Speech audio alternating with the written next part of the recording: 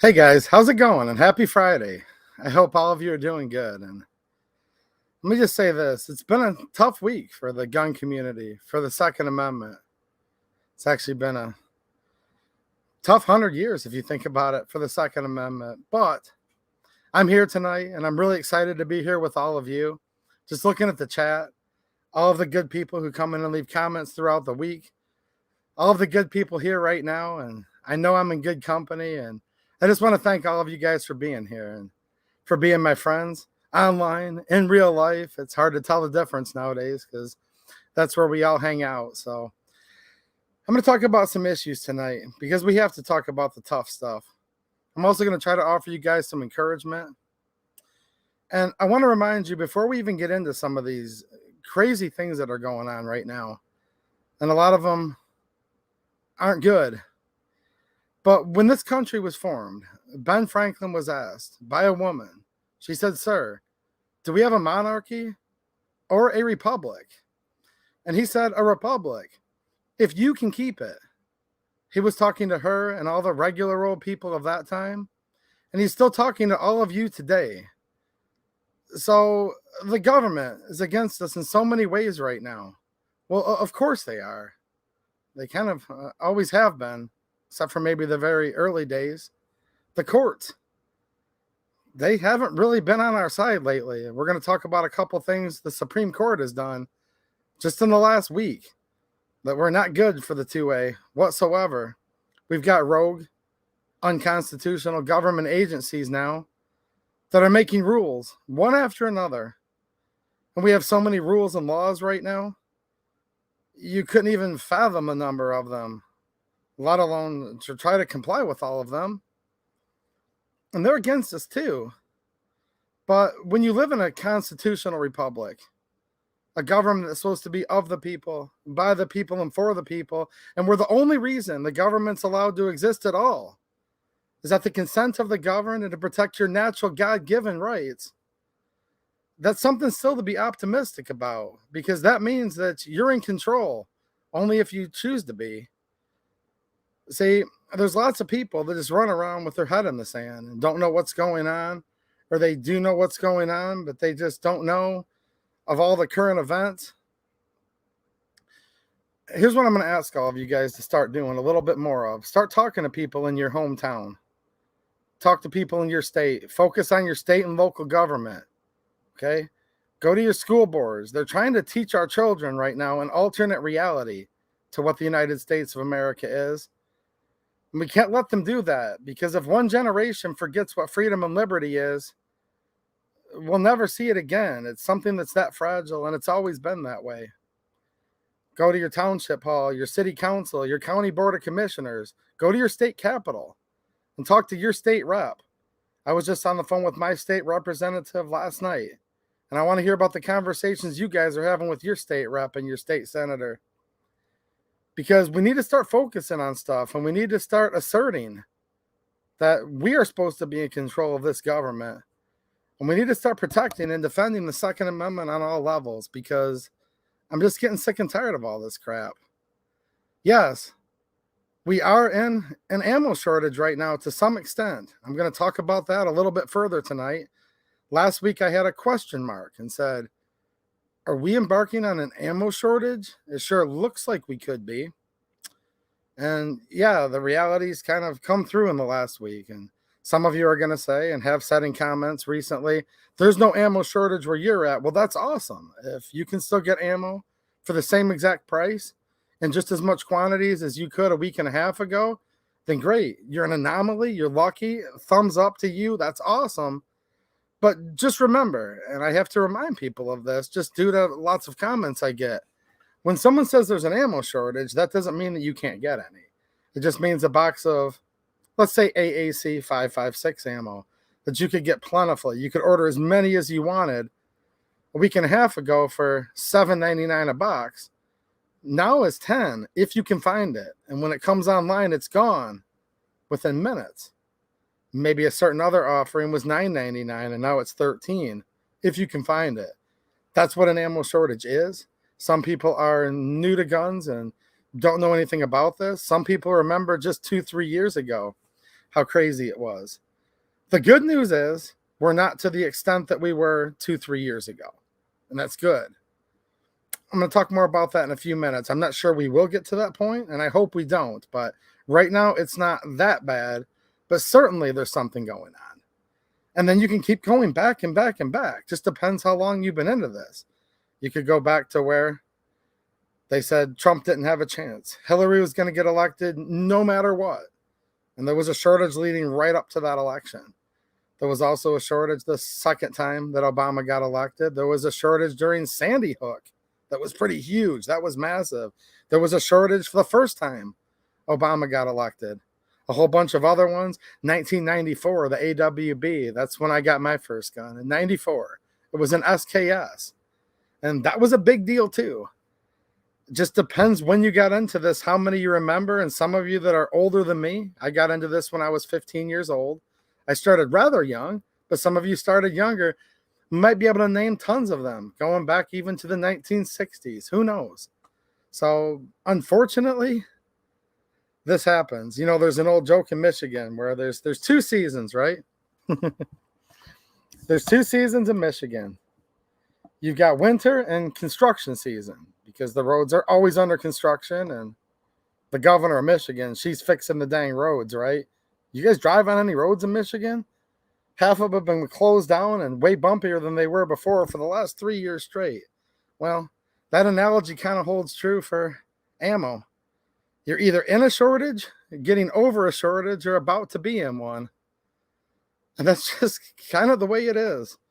Some of you guys can chime in the chat that have been around this a long time, and it's kind of crazy. The other thing I'm going to report on tonight and talk about, man, first I'm just going to say wow. But Larry Vickers, some of you might be familiar with him. He's kind of a pretty big deal. Has a YouTube channel with over 1 million subscribers. So those of you that watch YouTube may be familiar with him there. His training with the law enforcement communities, his special forces service, just, gosh, I even start naming his resume, I'm going to miss 3/4 of it.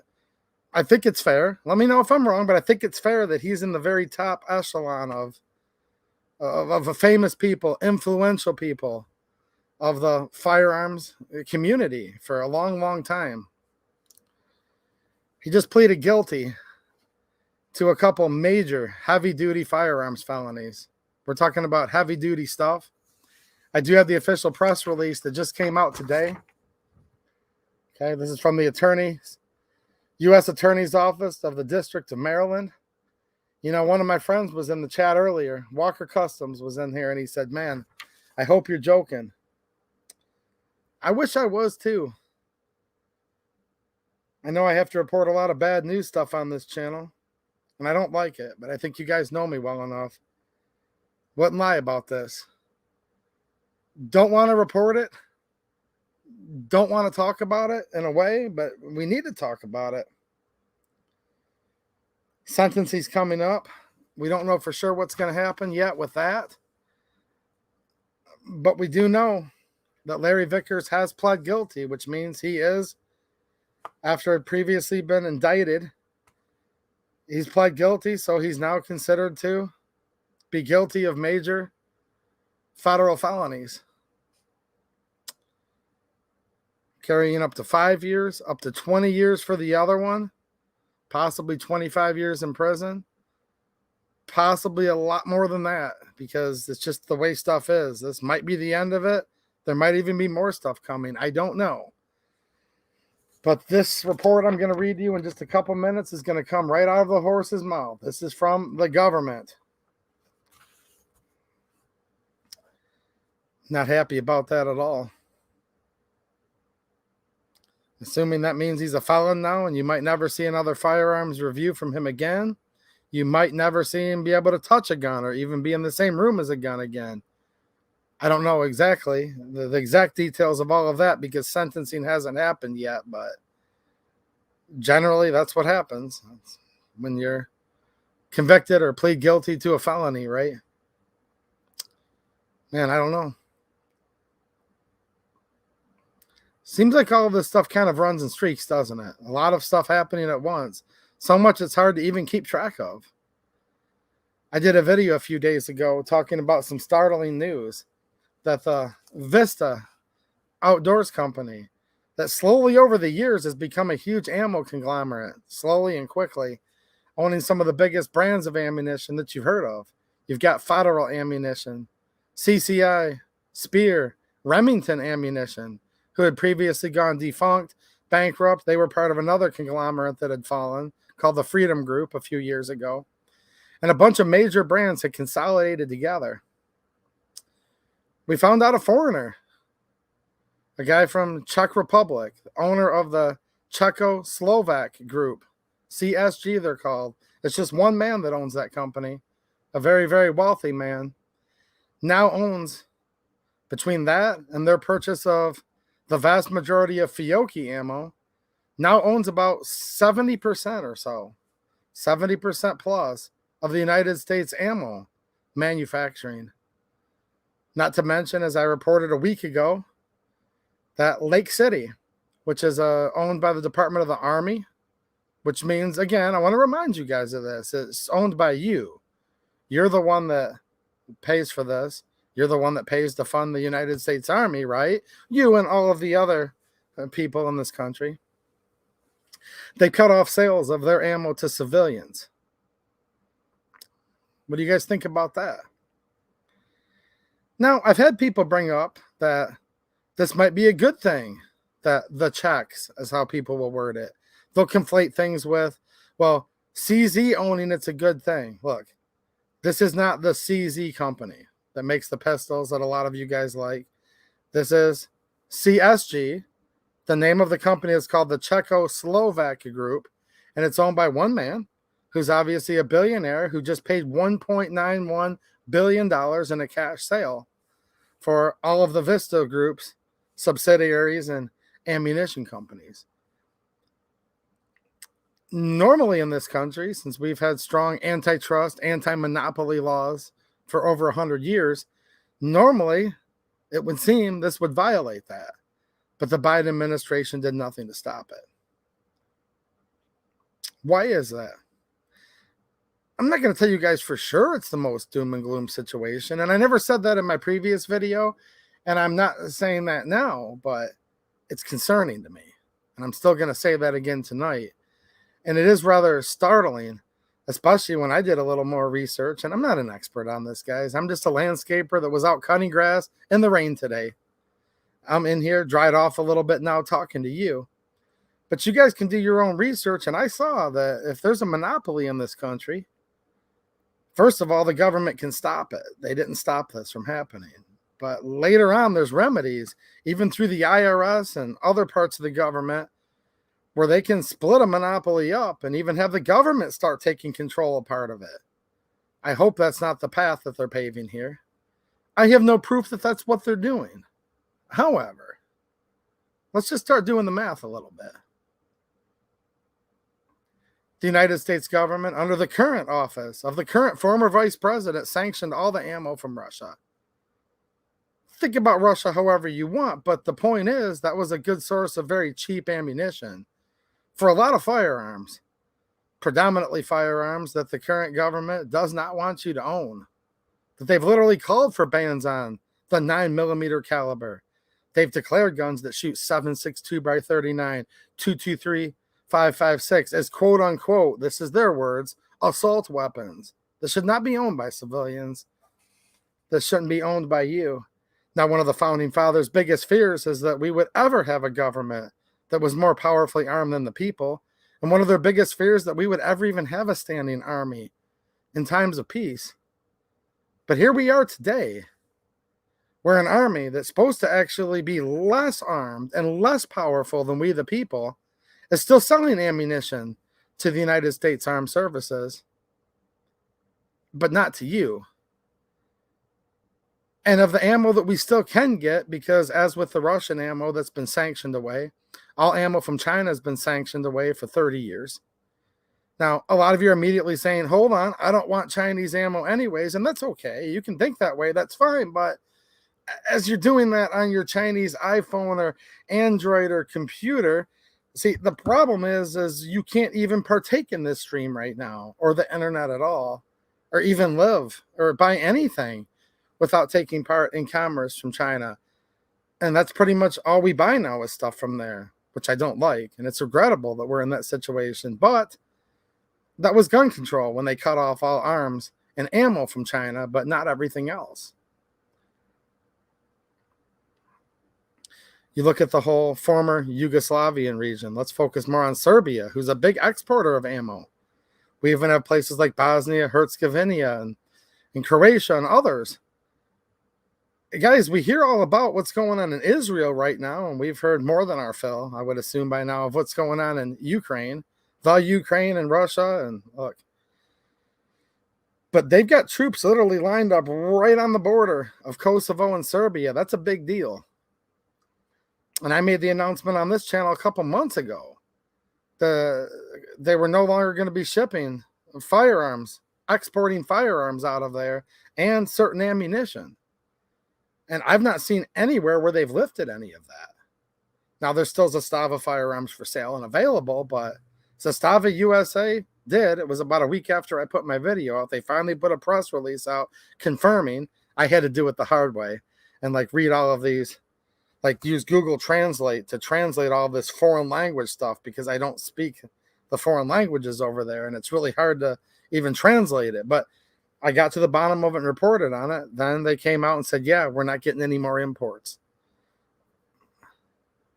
That's supposed to be a temporary thing. It was supposed to only be for 30 days, but I've seen no evidence they've lifted that. So we're getting crunched in a lot of ways right now when it comes to ammunition.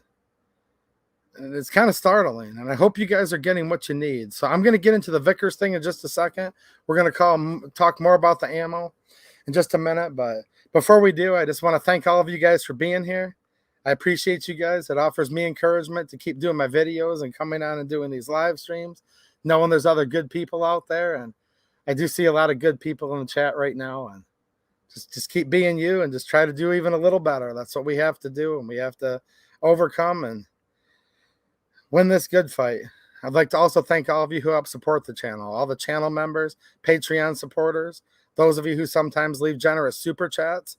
Also, all of you over on my locals. Make sure you check out my locals community. It's a censorship-free site where I do a weekly live stream, and I did an impromptu one last night there, and I'm going to do another one on Saturday. I do on every Saturday there where I can touch guns. And there's also awesome deals on a lot of this stuff that you guys are looking for that's really hard to find. I've literally been spending hours every day trying to find some of the best deals on the whole internet. Hopefully that'll help you guys out. You can join over there for free, or you can support for some extra perks. So thank you all for doing that. And one more quick reminder. November 4th is going to be the 3rd annual 2A EDU hangout. That's at Pillbox Bunker's house. Shout out to Pillbox. He's been an excellent host the last 2 years. We've had an awesome time. And that's just a thank you for my supporters at the end of the year. We're going to have dinner together. We're going to talk together. And we're going to take my PSA GF3AK. Go back and watch the channel if you guys are new here. And welcome all the new subscribers. A lot of you have come on in the last week to hang out with us. We shot 1,000 rounds in 1 hour and 4 minutes through that gun. Go watch the video on this channel. You'll see how it worked. We're going to shoot the same gun again, 1,000 rounds, and this time we're going to do it in less than an hour. So 59 minutes, 59 seconds or less. And so go check if you're a supporter on Patreon. Check the supporters locals post and over on the community tab here on YouTube under supporters. And make sure you guys get your RSVP in if you're going to come, because it's going to be an excellent time, and we've had a great time before.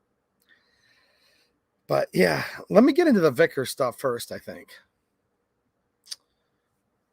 One more quick thing. Supporters and locals, and I'm going to make a post here on YouTube and Patreon soon. I have a bunch of these rare stickers that you really can't buy and you really can't get unless you go down to Columbia, South Carolina, and I did do that.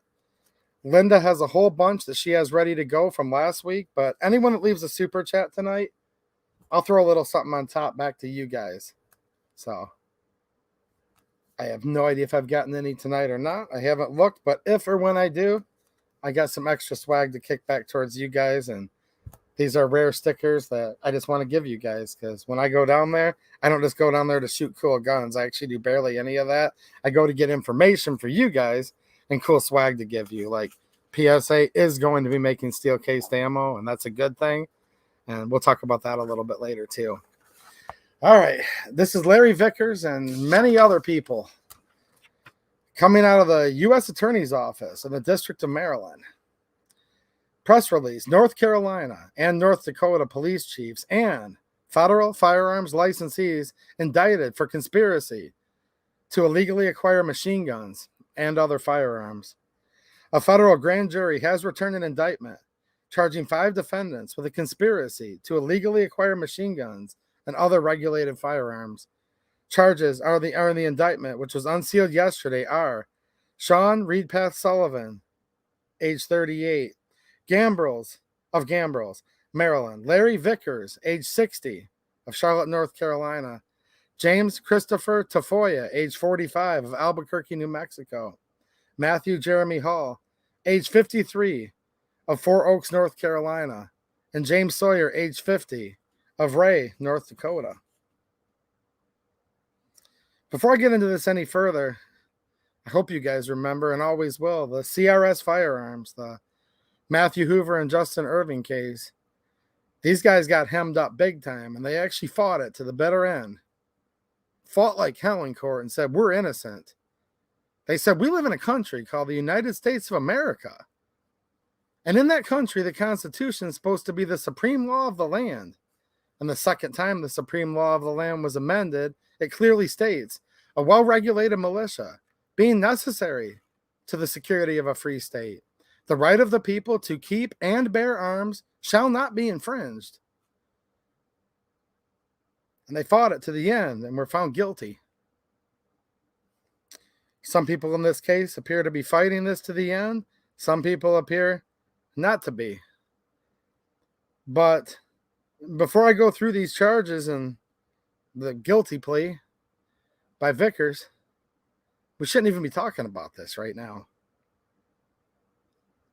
I'm not trying to be too negative when I say this, but I put at the very end of the title of this stream, no 2A or USA. Like, what country are we living in, guys? Where you live in a country that's supposed to have a supreme law of the land, and the supreme law of the land says shall not be infringed.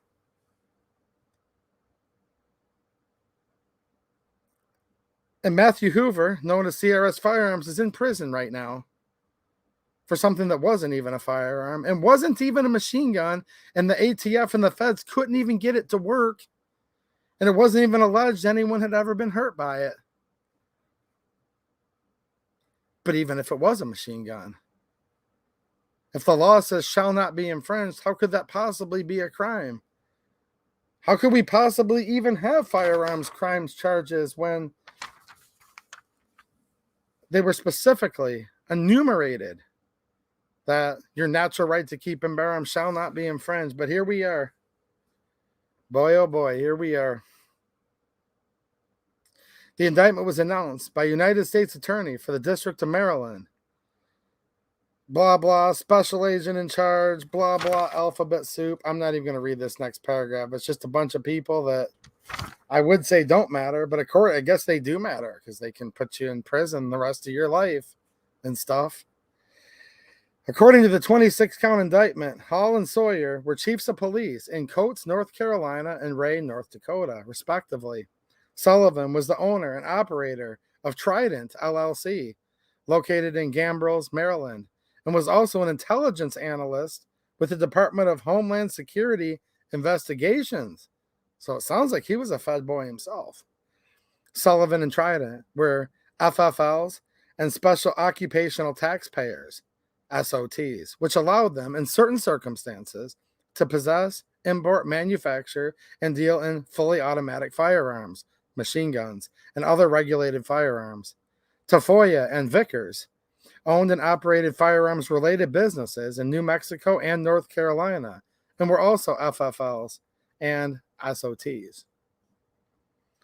The indictment alleges that, beginning in at least June 2018 through at least March 2021, the defendants conspired to acquire machine guns and or other restricted firearms, such as short-barreled rifles, by falsely representing that the firearms would be used for demonstration to law enforcement agencies, including the Coates Police Department and the Ray Police Department. The indictment further alleges that Hall Sawyer and other conspirators signed law letters with no expectation that the weapons would ever be demonstrated to the respective law enforcement agencies. The defendants allegedly intended to impermissibly import into the United States and resell the machine guns and other firearms for profit, or to keep for their own use or enjoyment. Sullivan allegedly submitted the false law letters to the ATF seeking to import the machine guns and other restricted weapons. Once the firearms were received, Sullivan allegedly kept some of the machine guns and other restricted weapons and transferred some of the firearms to Vickers, Tafoya, and other conspirators. In addition to the indictment, Larry Vickers pled guilty yesterday to participating in the conspiracy to import and obtain machine guns and other restricted firearms, and admitted that he received some of the imported machine guns and other weapons. As detailed in his plea agreement, Vickers kept some of the machine guns and other restricted weapons to other FFLs and third parties. He kept some in his personal collection and transferred other machine guns and restricted weapons to other FFLs and third parties. Vickers also pled guilty to a conspiracy to violate U.S. sanctions against a foreign firearms manufacturer between July 14th and March 2021 in the Southern District of Florida. Vickers faces a maximum sentence of 5 years in federal prison for conspiracy to violate federal law regulating firearms, and a maximum of 20 years in federal prison for conspiracy to violate the International Emergency Economic Powers Act. Wow. Am I the only one, or does the name of that act just send like chills down your spine? Let me just read this. So the firearms charge is 5 years, but then this other law is 20 years. Gosh, man, just think of that. We live in the United States of America, and we have a law literally called the International Emergency Economic Powers Act, which carries up to a maximum 20 years in federal prison for conspiracy to violate it. U.S. District Judge Julie R. Rubin has not scheduled sentencing for Vickers. So he's not been sentenced to that many years in prison, but he has pled guilty and has a plea agreement to one federal felony that could impose up to 5 years imprisonment, and another one that's up to 20 years in federal prison. It's an emergency. Like, dude, a few years ago, I would have been sitting here. I know. I was a little more naive a few years ago than I am now. I would have been like, yeah, right. What are you even talking about? Like, International Emergency Economics Powers Act? And somebody can go to prison for 20 years because I guess it's not allegedly anymore, since he admitted to it, according to this, and pled guilty to it, from bringing a gun in from another country. But I live in a state called Michigan. And there was a time just a couple years ago in the name of an emergency where it was illegal to cut grass. You could be fined and arrested for cutting grass. It was illegal to cut hair. I was just standing in front of the Capitol steps a couple weeks back in the rain. Seems like it's raining a lot lately. Cold rain. Shout out to you guys that were there with me. We were in Lansing, Michigan. And a freshman representative by the name of Angela Regas, she's a big fighter for the Second Amendment, was there. She spoke on those steps. Current Michigan representative. And she was just talking to me. She said, good to see you. Gave me a hug. And I was there to support excellent 2A defenders like her. And my favorite state representative, Jamie Thompson, who was also there. And I stood and talked with Rochelle Smith and Steve Cara. And there were so many good ones out there in the rain. And she went up and gave a speech about the Second Amendment. She's like, it was just a couple years ago, man, and I was standing here. And they were detaining her and threatening to take her to jail and find her for cutting hair on the front lawn of the Capitol. You could go out on the lakes, this being the Great Lakes state, in a rowboat or with an electric motor 3 years ago in Michigan. And that was fine. But if you used a motorboat that took gasoline, you could be arrested and jailed and fined. So as surprised as I am that he's facing 20 years in prison for violating the International Emergency Economic Powers Act, I guess I shouldn't be that surprised, should I? I mean, I'm disgusted, and you should be disgusted too. But how surprised are we, really?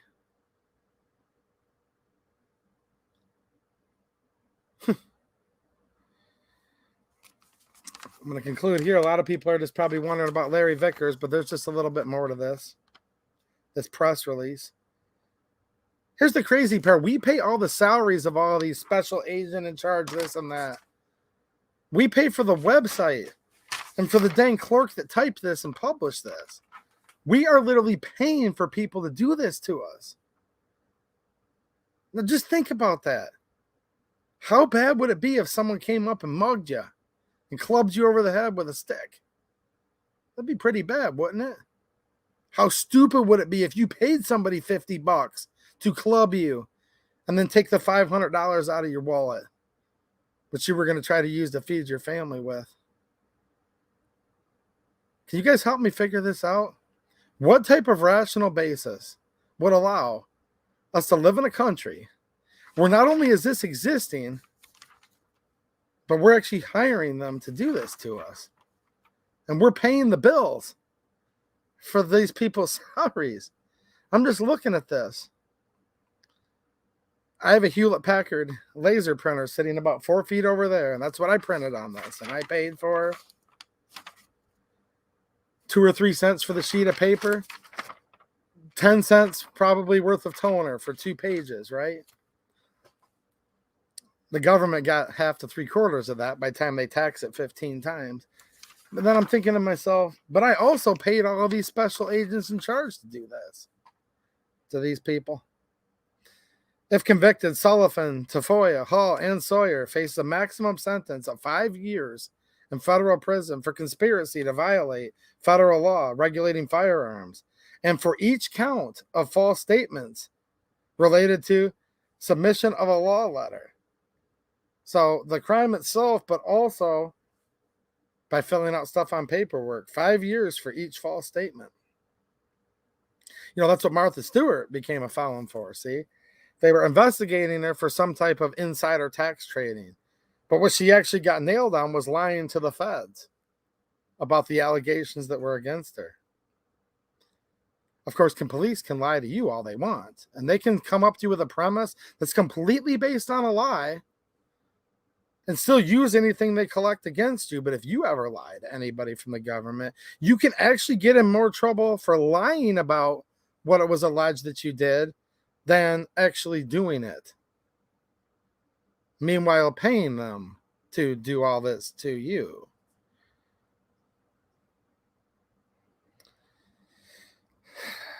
$5 years for each time they made a false statement or the unlawful importation of a firearm for each count, or making a false statement in records maintained by FFLs. I'm still trying to see how many people died from this or got hurt. Maybe that'll be later in the letter, right? Because clearly there must be a victim here. I mean, is this malum prohibitum or malum in se? In other words, is it bad just because you know it's bad? Like, you don't walk up and club someone in the head and take their hard-earned money. Why? Well, it's against the law, but the reason why you probably don't do it is because that's just wrong. Why would you do that? I'm way more afraid of what God would do to me for doing those types of things than I would be some Fed boy. And you probably are too in many cases, or whatever it is you believe created you. I don't think any of us look at the federal government as our creator. At least I would hope not. Or is it malum prohibitum, meaning it's malicious and it's bad just because somebody said so? Just because it was written down in the piles of laws at the Library of Congress that are so deep, you'll never be able to read them all. Nobody will ever be able to read them all. Lawmakers don't read laws they vote on anymore. They don't have time to. They bring the law in on a wagon, and it contains 500 pounds of paper, and they hand it to them and say, you have to vote on this in 20 minutes. So I'm not being hyperbolic. When I say nobody knows what all the laws are anymore, even the people voting on and enacting the laws have no idea what's in these laws. But if you lie about something that you couldn't have even known existed, because it's not just the laws, it's also the rules and the interpretations of laws. We have federal laws and statutes nowadays, and we also have rules by the fourth unelected branch of government. And many people I've been talking to, and I'm not talking conspiracy theorists per se. Hey, that's a compliment nowadays. Shout out to all the conspiracy theorists. The conspiracy theorist today is the clairvoyant genius of a week or two or a month from now, when you find out all of your worst fears were actually true. No, just regular old people, just like me, just like you. You're just sitting here and you're looking through this and you're like, wait a minute. So you could have a law that you don't know about, but what is the law? Because the ATF could put out a rule for 10 years, longer than that actually, saying a pistol brace does not reclassify a weapon. You're totally fine. When I bought the vast majority of my braces, they came from a letter signed by a federal government man with the official seal on it that said, this is fine, this is lawful, it doesn't do this, it doesn't do that. And then out of the blue, they come up with a rule. And they say, well, according to us now, what's up is down and what's down is up. And you think that's blue in front of you, but it's really red. You know, truth is treason in the empire of lies, isn't it? And all of a sudden you find yourself part of what was called Future Felons of America. And then now, currently, many, many felons of America. And all you're doing is working your butt off, paying half your money to taxes, driving down bumpy roads and spending 25% of it fixing your car because you're taxed to no end and your car's still falling apart because they can't even keep basic stuff going like roads and infrastructure. They can't even keep a darn border up on this country. This country's become a free-for-all where anyone that wants to do anything to this country, no matter how bad it is welcome with open arms. And while you're scratching with your last few pennies to feed your family because groceries are through the roof, people are strolling on in illegally and they're giving them debit cards. Wouldn't it be nice to have a debit card? And you finally save up enough money and you spend $99 on a pistol brace. And it comes with a letter from the government. They used to literally put that in there if you bought it from SB Tactical. And it would say, we hereby therefore declare as the United States government, with the little FBI seal and the ATF seal and all that jazz. All the appeals to authority. You're good to go. Until you find you're not good to go.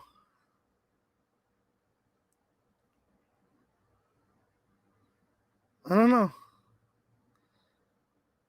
I don't know what the heck's going on anymore, but looks like a lot more people are going to be going to prison here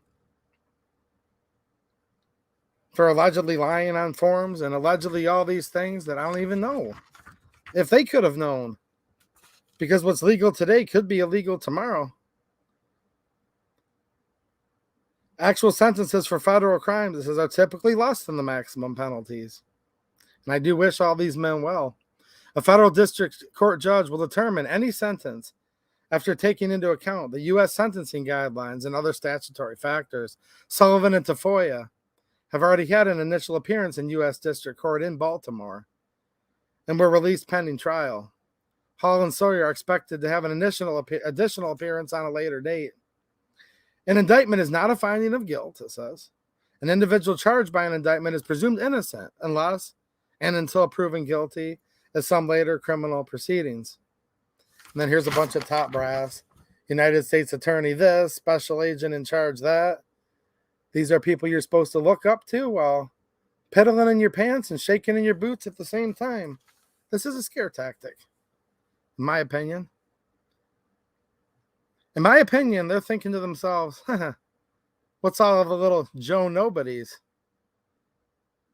going to be thinking sitting at home, if we can come after Larry Vickers and take him out, what can they do to you? Don't agree with him on the bump stock ban, which is what opened the floodgates for all these ATF rules. So therefore, and I'll probably get a couple thumbs downs for saying this, but I'm always honest with you guys on here, and I know you appreciate that. So don't forget to leave me a thumbs up, because I'm about to get a few down. I'm no Trump fan. Can't be a fan of him. He banned bump stocks and called for red flag laws, and now we have red flag laws that are going to be going into effect in my state very soon. He started that whole nonsense. And he started all of this using the Chevron deference that was supposed to be over a civil matter, right? Between the Chevron oil company and the United States Department of Natural Resources. And it was supposed to be only for civil matters that they could have rules that had full force and effective law. They meaning the alphabet boys, the unelected, fourth and in many cases most powerful branch of government. Trump opened up the floodgates on that. But with that said, and I'm still no fan. Look, I'm a single issue voter, guys. When it comes to the Second Amendment, that's it. It starts there and stops there. Because I believe the Second Amendment is the only thing that makes America different than the rest of the world. And I believe it's the only thing that's been put in place by our founding fathers where we could literally protect and defend the Constitution of the United States when all of the people that took oaths to do that fails. So that's not like a minor deal to me. I care about many issues. I really do. But if you're anti-2A, there's nothing else you can really say to win me over. But with that said, they're trying to put the president of the United States in prison right now. No, literally. He just got fined for violating a gag order. This is a man that's the front runner of the Republican Party. He's polling just leaps and bounds above anybody in the whole country, and he's out there talking on the campaign trail. And a judge just slapped him with more crap just a couple hours ago, actually. Now, that's a travesty. I'm no fan, but I'm mature enough to call a spade a spade.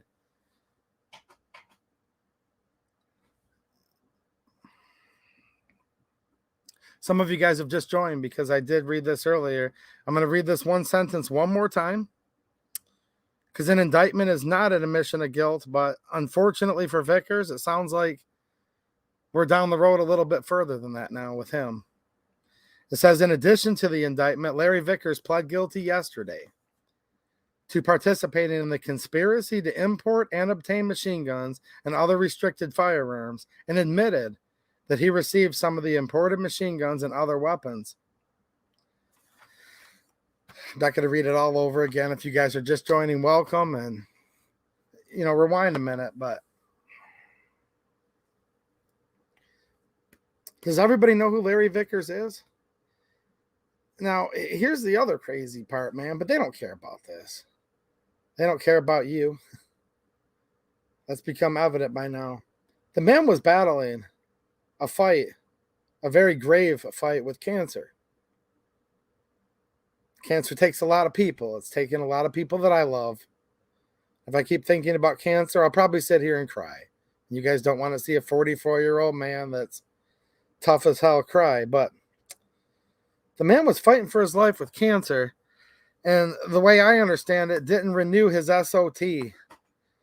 Possibly didn't fill out the forms he needed to renew. Didn't send them the check they wanted. When he did that, they come in and confiscated all of his firearms, threw them out on the front lawn. Well, now apparently they've been working on it. This was a little while ago. They've been able to work on and trace and go back through all the records. And apparently they traced it back to this, traced it back to that. And what they finally landed him on is this weird law that, let me find it again, the International Emergency Economic Powers Act.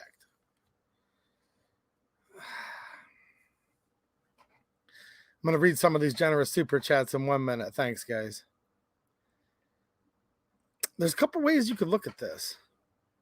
I'm going to say what I said earlier one more time. This is a travesty that we even have to talk about this.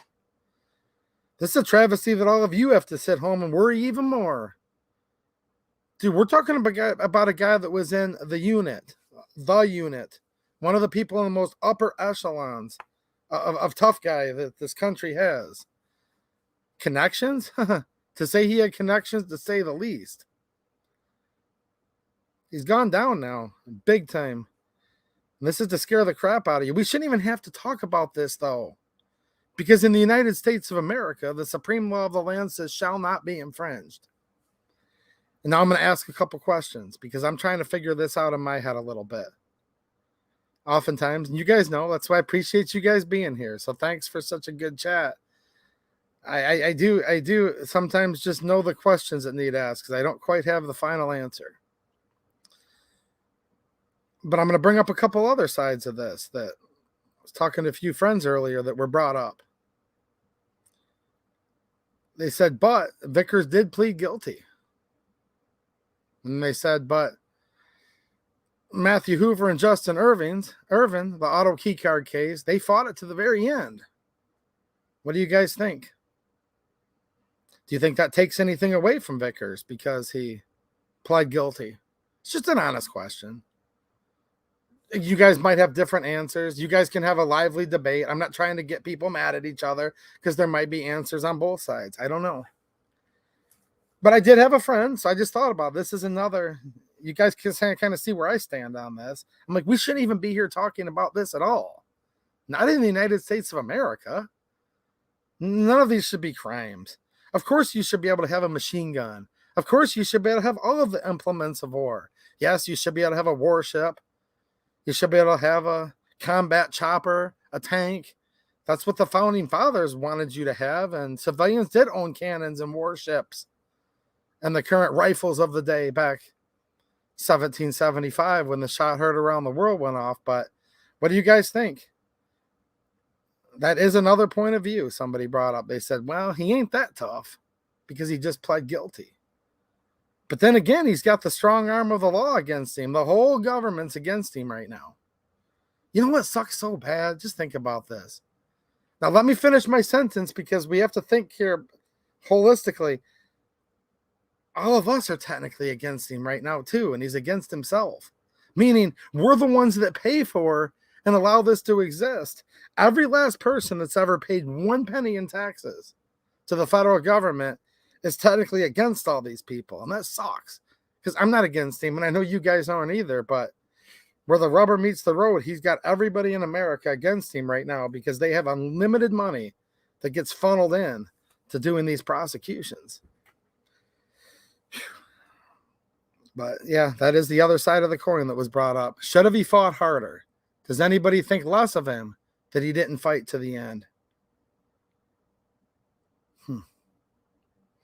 Another person brought up and said, well, when you get in with the government and you pay for tax stamps or you pay for an SOT, you kind of bring all this scrutiny upon yourself. Some people have said, well, if you truly believe the Second Amendment is the law of the land, then what the heck are you even filling out any paperwork for or using any bound books or buying any stamps or any permits?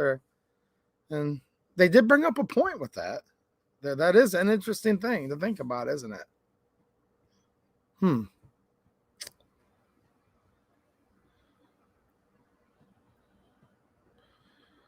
Gosh, man, Larry Vickers, like everybody has trained with or has wanted to train with him for decades. Decades. Sound off in the chat what you think. A lot of people would consider him to be an American hero.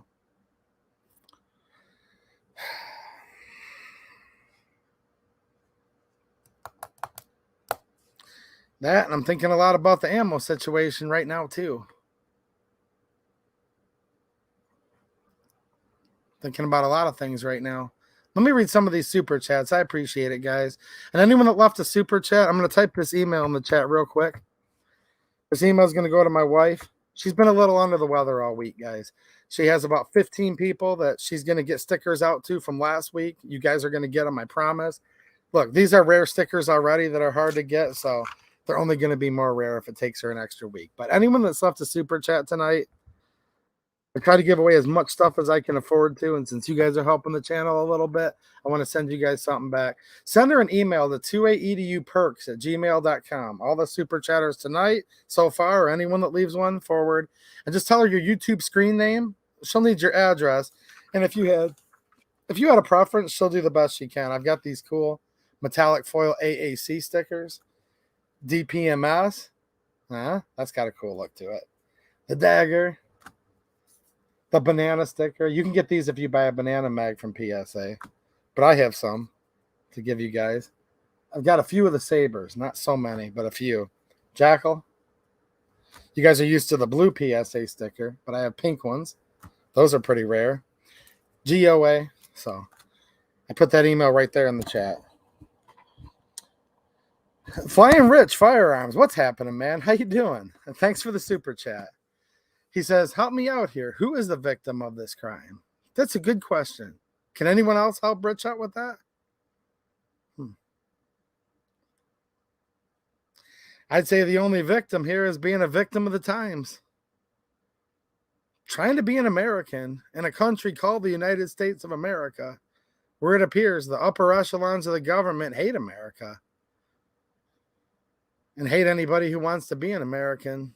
So if you want me to boil it down, man, I love the rhetorical question. It's thought-provoking, but that's my quick answer, dude.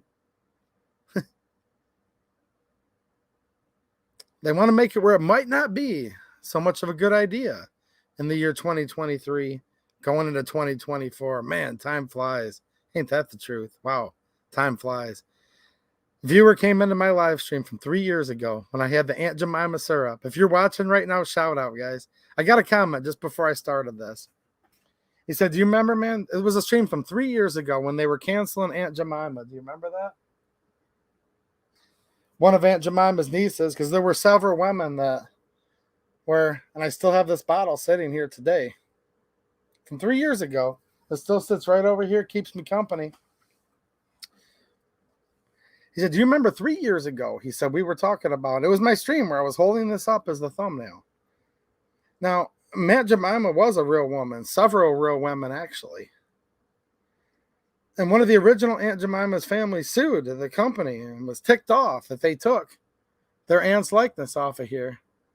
Because the original Aunt Jemima, who's pictured here, was born from parents who were slaves. And as blacks at that time started to gain more equal opportunity in this country, there was a good job to be had being the spokesperson for the Aunt Jemima company. And she would go around to all of these shows and made a very lucrative salary. There were several women that did this. But there was one specific that the family actually did fight back. And she made a really good living going around and like making pancakes. And she was a spokesperson, a celebrity in many ways. And in order to provide equity and equality and wokeness, they totally canceled it. And somebody came into that stream and he said, dude, I can't believe it. It's already been 3 years and 3 months ago that you were sitting there in your shop, same shop, and you were showing, and this is the same exact bottle, how they had canceled Aunt Jemima. And he said, man, good to see you're still around. And he said he'd be watching tonight. So sound off in the chat if you're out there. But yeah, I'm still here, man. I still haven't gone woke. I ain't gonna go woke. DLD After Dark. How's it going, man? Nice to see you, dude. Just got done hanging out with, actually, a lot of these people in the super chats. Flying Rich, DLD After Dark, John Crump News. I see Smash Time. Just hung out with all these guys in real life 2 weeks ago. Looking forward to hanging out with a bunch of you guys in a couple weeks at the 2A EDU hangout. So these are good people, guys. I've hung out with them in real life, and shout out to all your channels as well. DLD After Dark says, respect 2A EDU. Thanks for the stream and info. Respect to you too, man. You're welcome, dude. Smash Time, there he is. Shout out to Smash Time. How you doing, man? He says, keep the message coming, buddy. Appreciate you. I appreciate you too. Keep up the good fight on your channel. And man, I wish we could have stopped and talked a little longer this time around, but I'll see you at another event soon. We did say hi, and that meant a lot to me. And you're looking good, dude. Nice to see you down in Georgia. There he is. John Crump News. What's happening, John Crump News? As his name says, breaking a lot of news. Who's the victims of this, Crump?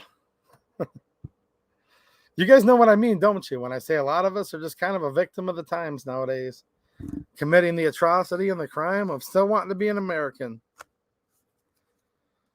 Oh boy, oh boy, oh boy. After I got off that wet lawnmower today and dried out a little, but I had to jump straight into this stream, but I'm looking forward to hearing what you have to say about this.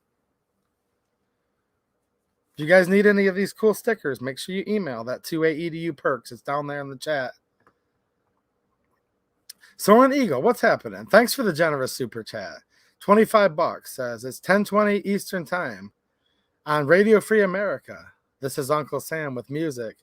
And the truth until dawn. The chair is up against the wall. The chair is up against the wall. John has a long mustache. John has a long mustache. Man, oh man, thanks for that super chat. I don't know if I want to chuckle or cry. You know what I mean? If I was on Locals, as many of you guys that can, join me on Locals. It's totally free. They've got their own app. If I was on Locals, but I can't because I'm on YouTube, I just pick up an AK right now and hold it up for saying that. Do you guys remember the part of that where they're like, we must find the 4473s? Shoot. I heard the GOA is supposed to have to destroy a lot of their Freedom of Information Act when they busted them using 4473s and other documents to create a registry. Jeez, oh, Pete's, man. We could go on for days and days. But thank you for that. St. Vicari with a generous $25 super chat. Thanks, man.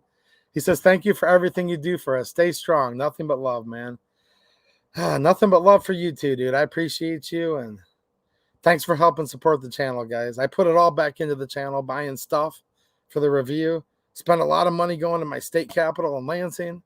And I'm going to host my 3rd annual 2A EDU hangout this year that I hope I'll see some of you guys at. So thanks, dude. We've got Cruz jumping in with a super chat. Thanks, man. He says, thanks for all you do. 2A all the way from me, Cruz, and wife Christina Cruz. Awesome. From Pennsylvania. Pennsylvania is a great state. I have lots of friends there. And shout out to you and your lovely wife, Christina. Thanks, man. I appreciate you guys. Okay. Larry Vickers. Now, you guys remember, and look, I got to call a spade a spade. I called Trump out a little bit earlier, right? November 4th, smash time. Look, the previous administration, back when the current former vice president was the vice president, right? Some people hate it when I say that. So let me just say this real quick. Some people come in, and I've had it on my recent videos comments. I love this. We got to have some fun. They're like, 2A EDU. You just called Joe Biden the current former vice president. Why is that? Some of them pull out their hair. You can watch them doing it from my end. I'm watching them in the comment section. They're pulling out their hair. There's tufts of pink. There's tufts of purple coming out. You know what I'm saying? Every color of the rainbow. And I'm looking at it and I'm like, So here's the answer. Everyone wants to know. Why do I call him the former vice president? Because he is the former vice president. Duh. It's a pretty easy answer, but lots of people want to know. I'll lead an effective strategy to mobilize stupid and acid of pressure. Yeah, him. But look, back when he was the actual vice president, Obama put out a thing where they were going to go after all the veterans and infringe upon their right to keep and bear arms. And that's a good thing Trump did. Okay, we're going to give him a thumbs up on this. We need to be able to chew gum and walk at the same time. I'll call him out on this, but I'm going to give him a thumbs up on this. Trump rescinded that, but they were trying to make a big, stiff move. And they're trying to do it again right now to go after all veterans. You know, the Obama-Biden administration put all veterans on the terrorist watch list. Shout out to all the veterans in the chat, man. Appreciate all you guys. Lots of good people that have served this country. I know all of you that have served took an oath. And correct me if I'm wrong. If there's any veteran that disagrees, I'm not a veteran, but I've talked to lots of good friends that are veterans. Tell me if I'm wrong, but the way I understand it is when any of you that are veterans, meaning you're no longer serving, but you took that oath, and that oath didn't go away when you left the service, right? You took an oath and you're still obliged, you're still compelled to follow that oath even now. See, the problem with that is the federal government actually knows that.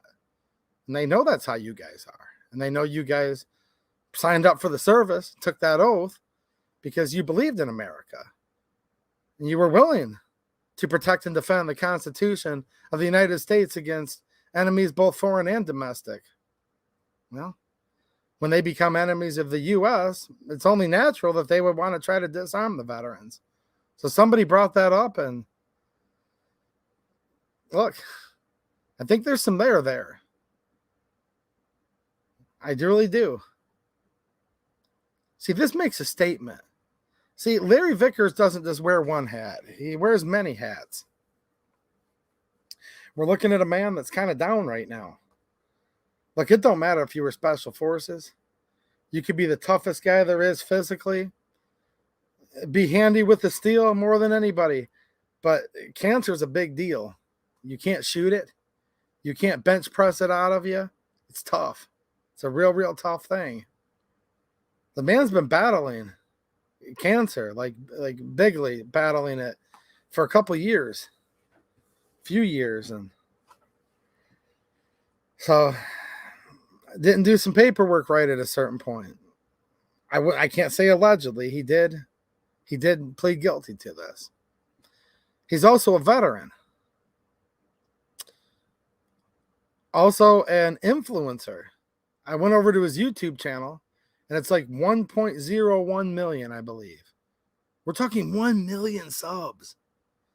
Do you guys know how hard that is to get? Like, I'm a really small YouTube channel. A lot of you guys are small YouTube channels. I do have a couple people that are subscribed here. So if any of you are watching, chime in the chat. But I highly doubt there's anybody watching this right now that has 1 million subs. That means something, though. They notice that. See, that means there's a lot of people that are consuming this content, gaining knowledge about firearms, gaining knowledge about training.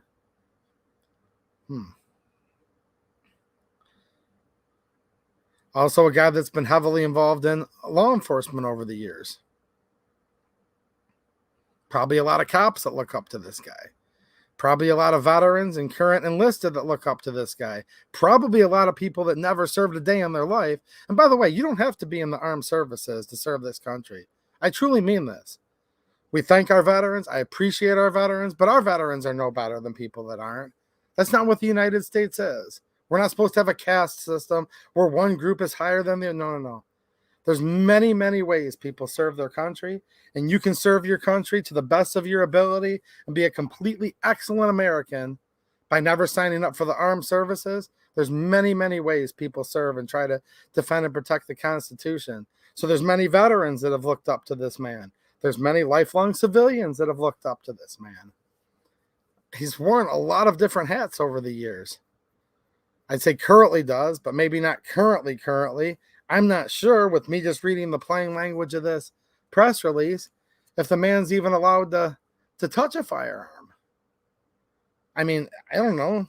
Tell me if there's any internet lawyers in the chat. There's usually a lot of internet lawyers around, but it says what it says here, that he's pled guilty. I'm sure you guys already answered this earlier, but should have he fought it? Or do people understand why he pled guilty? I don't know. I'm sure there's a lot more to this that where we really can't answer either, right? It's probably a pretty tough question to answer.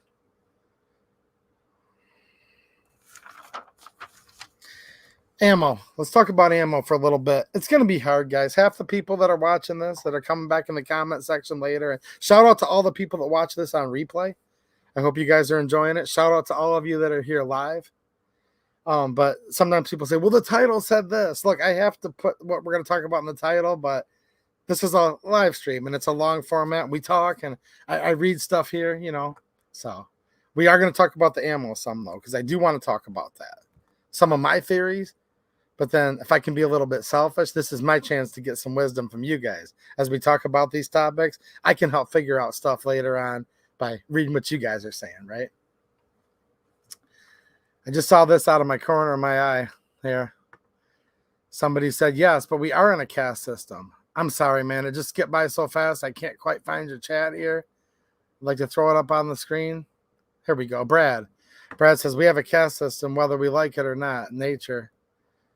I hear you, man. We're not supposed to be. And we should fight against it to the best of our abilities every day. Think about that. Do you guys think they're going after the veterans to try to make a statement? For 8 years during the Biden-Obama administration, they went after veterans hard. Veterans' Second Amendment rights, very hard.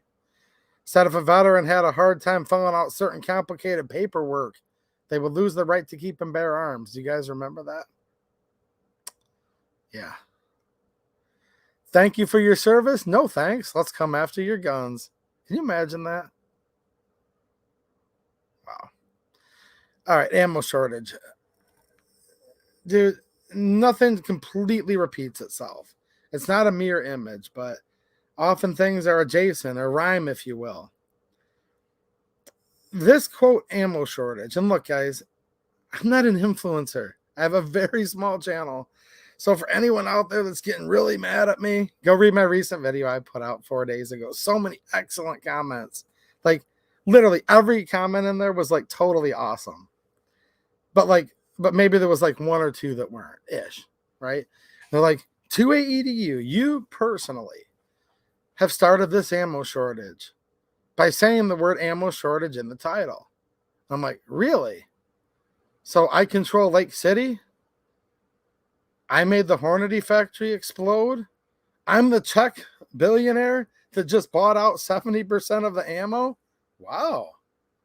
You know, maybe I should auction off autographed limited edition stickers, because if I cause this ammo shortage, guys, you're dealing with one of the wealthiest, most rich, already one of the most good looking, but that's just kind of a given, people in the world. Like literally, this is what people have told me in the last week, that I literally bought out single-handedly, me personally.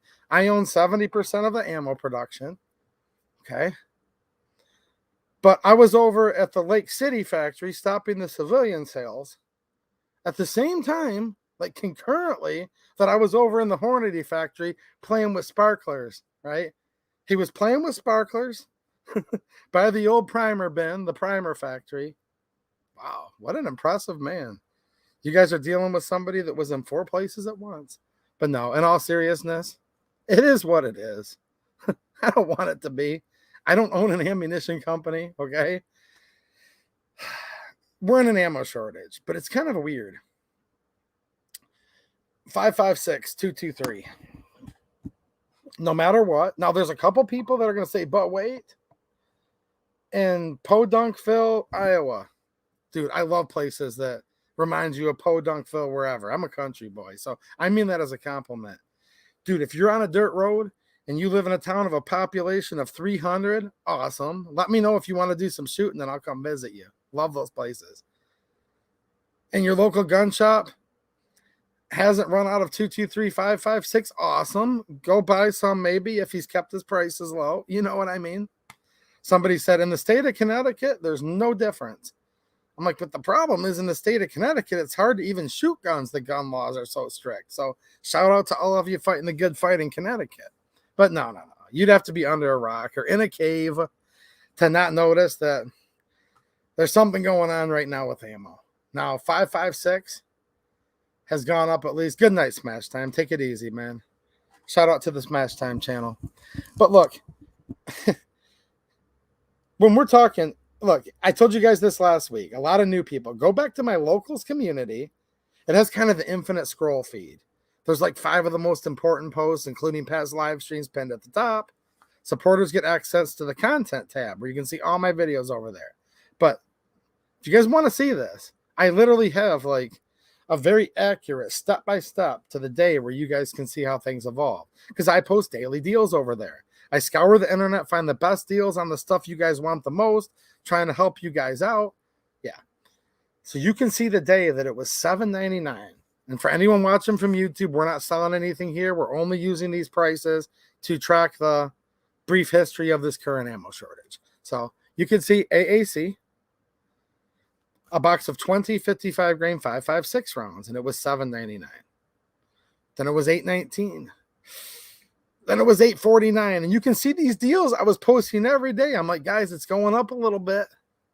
If you want some, you might want to get some, but it's going up a little. It was $8.49. Then it was $8.79. We're talking for the same box. It didn't get any bigger. It was $8.79, then $8.99. Then $9.49. And then last time I saw it in stock, $9.99. Now that's 20% in a week. And we're talking about the same exact box of ammo from the same exact company. And these stickers are really cool. Any of you that left a super chat, 28eduperks@gmail. Let me know what sticker or a couple stickers you want, and then they'll get those out to you.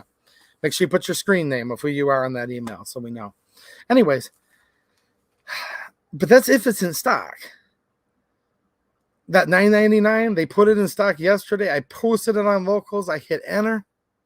I think one guy in my community was able to buy 5 boxes. That's what they told me. And then, boom, it was gone again. So that's where we're at right now.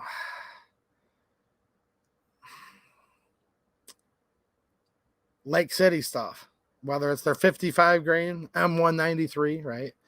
Or their 62 grain M855, known as the green tip.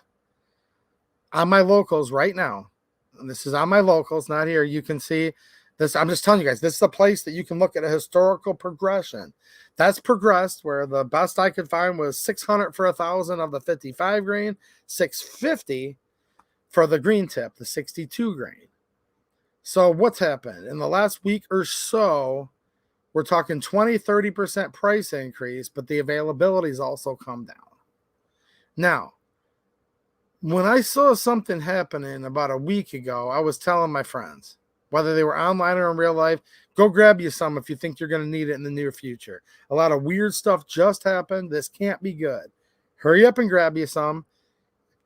And those that did are happy because they bought it for 80 cents on the dollar a week ago. Where we're at right now. This is the elephant in the room question. Should you be buying more right now? And the answer is I don't know. Okay. My first intuition is to say, no, don't buy it when it costs more than it should. And that is my answer, but there's circumstances. There's circumstances such as, dude, I just had a match a month ago and shot up all my ammo. And I'm going to a training course that I already spent $2,300 for. And it's in 2 weeks. And it's something I look forward to for the whole year. Okay, yeah, well, you obviously have to go buy your case of ammo because you need to do that. All right, because why would you not do that when you spent all this money, you rented the hotel room? So there is no such thing as just like the answer on what you should do. A little bit of good news is I didn't see 556223 go up again today. Okay, I didn't see it go up today. I'm not saying that means we're out of the woods. I'm not saying that means it's going to all of a sudden plummet in price tomorrow. I don't know. Because here's the thing. There could be other world events. I mean, what? There's 2 aircraft carriers over there near Israel right now. And I've heard there's 3 more en route. This isn't me saying this. This isn't me wanting this. But many people are clamoring like, dude, are we going to be in World War III? I hope not. I hope not. I'm not smart enough to know exactly what triggers that. But in tumultuous times, so I ain't saying, guys, that it's going to get any better anytime soon. I ain't saying it's going to get worse. It's just so much weird stuff has been happening. It's just weird. But a little bit of good news, just a little bit. I didn't really see 556 go up anymore today from where it was yesterday. So, a little bit of a white pill, maybe, I hope. Now, here's the crazy part. They could say there's an explosion in another ammo factory. They could announce more economic sanctions. They could announce that they're sending 40,000 ground troops to storm somewhere, the beaches of whatever, and then that could put an extra stress on the ammo payload, and then we could see it. I just don't know. So that's that whole thing. But here's the good news. As of right now, I haven't really seen pistol ammo skyrocketing. Okay. 9mm, a little bit here and there. Maybe some places had a really good sale. They've kind of abruptly ended their sale. But I haven't really seen anything going crazy with pistol ammo or 22. So that's cool, right? Maybe your favorite thing to shoot is 5.56, but you also like shooting 9mm. Maybe shoot some 9 right now. I told a friend earlier today, I'm like, dude, he's like, dude, I want to shoot. I can't afford $650 for a case of green tip at the moment. I'm like, dude, I know a place where it's $240 for a case of 9mm. He's like, yeah, you're right, man. Bought a case of 9mm, and he's going to enjoy some 9mm for the near future. So that's pretty cool. That's something to think about, right? And I am trying to think about these things because we need to stare down some of this crazy stuff in the face and acknowledge it and be smart about it and complain about it. But if there's a few little things here and there that are, maybe not as bad, then maybe we can focus on that just to kind of dull the edges of some of the stuff that sucks, right? A little bit. 7.62 by 39. I'm going to talk about that real briefly. That's hurting right now, though. But we've known that for a while, man. With the current former vice president putting down the sanctions against all Russian ammo. I'm not joking. I'm literally still pushing them on behalf of all you guys. I'm like, PSA, you're going to be making steel-cased ammo. It's right around the corner. Hurry up. That's just because I know people there. If you guys know people at other ammo factories, start whispering in their ears. Say, we need some more 7.62 by 39. We need some 5.45 by 39. Some 7.62 by 54R. Some 6.5 Grendel. Yeah. They're getting close. And I can tell you guys this much. I did put in a list of questions that I had to PSA. So hopefully there'll be a part 2 follow-up to that PSA. We'll be making steel-cased ammo very soon video because you guys did have some good questions and I had the same. I just need to submit them in like an email and then they'll go through and answer what they can. One more time. This isn't because they don't want you to know. It's because the competitors will watch the internet and they don't want the competitor to know every last method behind the scenes. And that's with any good business. It seriously is. Even like a lawn maintenance professional.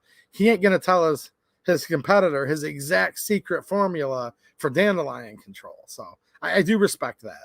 Anybody who's got a little secret sauce or recipe, whether it's in the raw ingredients or the methods in which they make things, you don't tell your competitor that. You've just busted your butt and spent a lot of money to come up with what you think is going to have an edge over the competitor. You don't put everything out on the internet. But I will say this. AAC, and this is where this is going to tie in with, we just say Palmetto State Armory is making steel-cased ammo.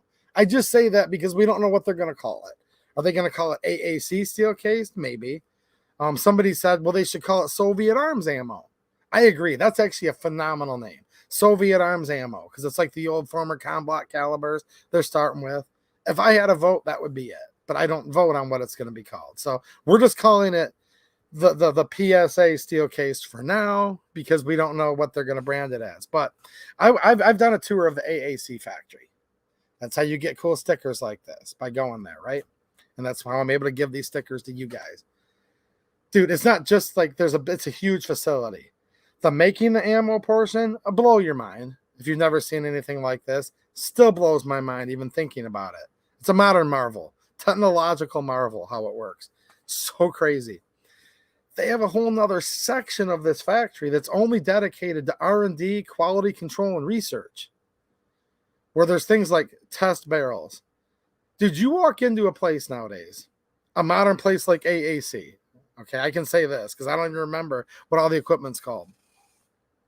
It almost looks like you're walking into the control room of like a nuclear power plant or like a space shuttle or something, right? Like, maybe not. I'm exaggerating a little bit. Not a lot, but a little bit. But no, just computers everywhere. Like, everything's so high-tech. Lasers shooting at stuff. This gauge, that gauge. Like, there is so much that goes into developing a new caliber or a new round. Or in this case, making it out of steel cased. Many of the methods are completely different than brass cased, right? For different reasons. But they don't just say, oh, okay. Yeah, looks about right. Smells about right. Weighs about right. That round shot. All right, boys, turn it on. No. There is so much ammo that gets shot that wasted, you could call it. Not really. That's part of R&D, research and development, to come up with a new product line. And ammo is a very important thing. They got to get it right. People's life's on the line. People's personal property's on the line. You don't want your gun to blow up. It could hurt you.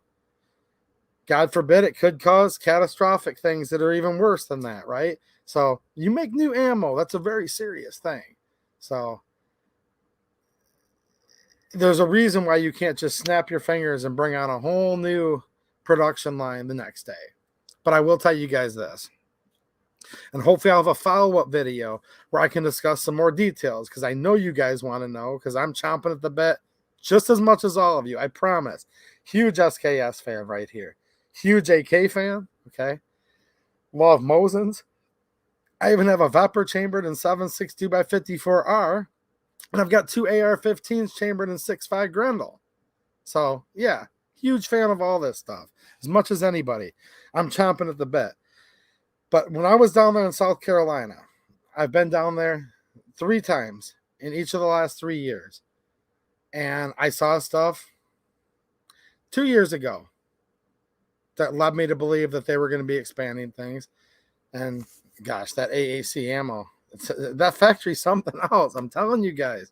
You think it's just like a big reloading bench somewhere. No. It's got to be the most state-of-the-art line in the country. It's brand new. Trust me, if you guys were back there, maybe some of you have been, so chime in. I'm not exaggerating about none of this. AAC is huge. Now, last year I saw stuff that gave me physical evidence they were really going to make the steel cased ammo. I promise you guys that. Like, I literally saw stuff with my own eyes. Like, I was right there. This year I saw more stuff with my own eyes, like physically looking at it, that I've seen evidence that leads me to believe that it ain't going to be too much longer. So hopefully that gives you guys a little white pill moment or a little smile on your face. I hope. We're still mad about Larry Vickers, and we're still mad about a lot of other stuff going on. That's okay. But maybe we'll get a little happy too. Can we do that? Cruz with another super chat. Thanks, man. I appreciate it, dude. He said, dude, you're one of my best friends. Thanks for all you do. Well, thank you, man. That means so much to me. Jeez, oh, Pete. I was almost crying earlier on this stream. Now you're making me blush. Jeez, oh, Pete. Thanks, man. Flying Rich Firearms, 223. I got rid of all my 223. Do I have one here? I used to keep a 223 cartridge here, but my shop rent was due. They said, just skip the $1,000 check for rent this month. Landlord walks in. Just imagine this. He walks in. He's like, rent's due, $1,000 a month. And he's like, is that a 223 round sitting there? I'm like, maybe. He's like, I'll take that instead, and walked out with it. So there you go. It's that valuable now, guys. Can you believe that? Do you believe me? He says, ATF, going after high-profile people to scare us. I have no doubt that's their tactic. Wouldn't doubt that in a million years. Okay. What's happening, Clover Tech? How you doing, man? Thanks for the super chat. He says, it's only a scare when people get scared. Ain't that the truth? Weak people get scared, and if you jump to what a YouTuber tells you without homework, well, you're weak. Oh, that's very true. I completely agree. And that's why on this channel, and I know Clover runs his channel the same way, I don't ever tell anybody what to do. I'll just be honest with you guys. I put out that video earlier this week. I said, dude, something just happened that's concerning.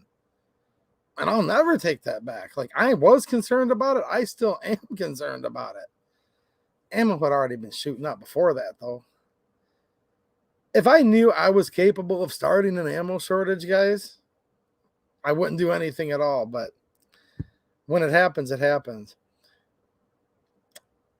In 2020, I call it the flugaloo. We call it many things. You guys can get that. The flugaloo, right? Okay. People bought more ammunition that they had bought, and since the last ammo buying spree, there was a virus. I don't think anybody thought they could take their gun and shoot the virus out of the air. I really don't. People bought all the ammo because they didn't trust their government. And there was a time when the government was trying to make it where a gun shop was a non-essential business. And as I said earlier, it was illegal for me to cut grass in my home state. And dude, illegal to cut hair. You could go out on a rowboat or electric motorboat, but you couldn't have a gas engine. You couldn't buy seeds for your garden. Like, just stuff that you never even thought was possible. I can't be on a lawnmower by myself in a 20-acre field because I'm going to spread what to myself? because I'm by myself, that was illegal. And cops were pulling people over for it. And if they didn't comply immediately, some not so nice things were happening. They arrested that barber who was a senior citizen in Michigan. I get it, dude. That's the American way. When you're mad, when you're pissed, when you're scared, when you're worried, when you're anything, you go out and buy more ammo. Here's the crazy part. When you're super happy, you go and buy more ammo. Here's how I can prove it. I'm really, really happy and excited that in about 2 weeks from now-ish, November 4th, all my supporters are invited. We're going to do a hangout at Pillbox Bunker's house. We're going to shoot 1,000 rounds through that 8K in less than an hour. So we do. It's true. We buy ammo when we're mad, when we're worried, when we're concerned, and we buy a bunch of it when we're happy. That's some of the best times is going out to the range, blasting a bunch of rounds with good friends, right? Now, being 2A EDU, we're doing it for educational purposes too. Will the gun survive? Well, you guys are going to see more videos of that same PSA GF3 AK. Me and some of my good friends, because I do consider you guys my friends, they're going to come to the hangout. We're all going to have fun just blasting rounds into a pile of dirt with this gun. America, friendship, fellowship. We're going to eat dinner, the smell of gunpowder, the bang. Like, I love all of it. And we're going to be doing it in the name of science to see how long this super cheap AK can last, right? So, yeah. We buy ammo when we're happy and ammo when we're sad. Do you guys agree?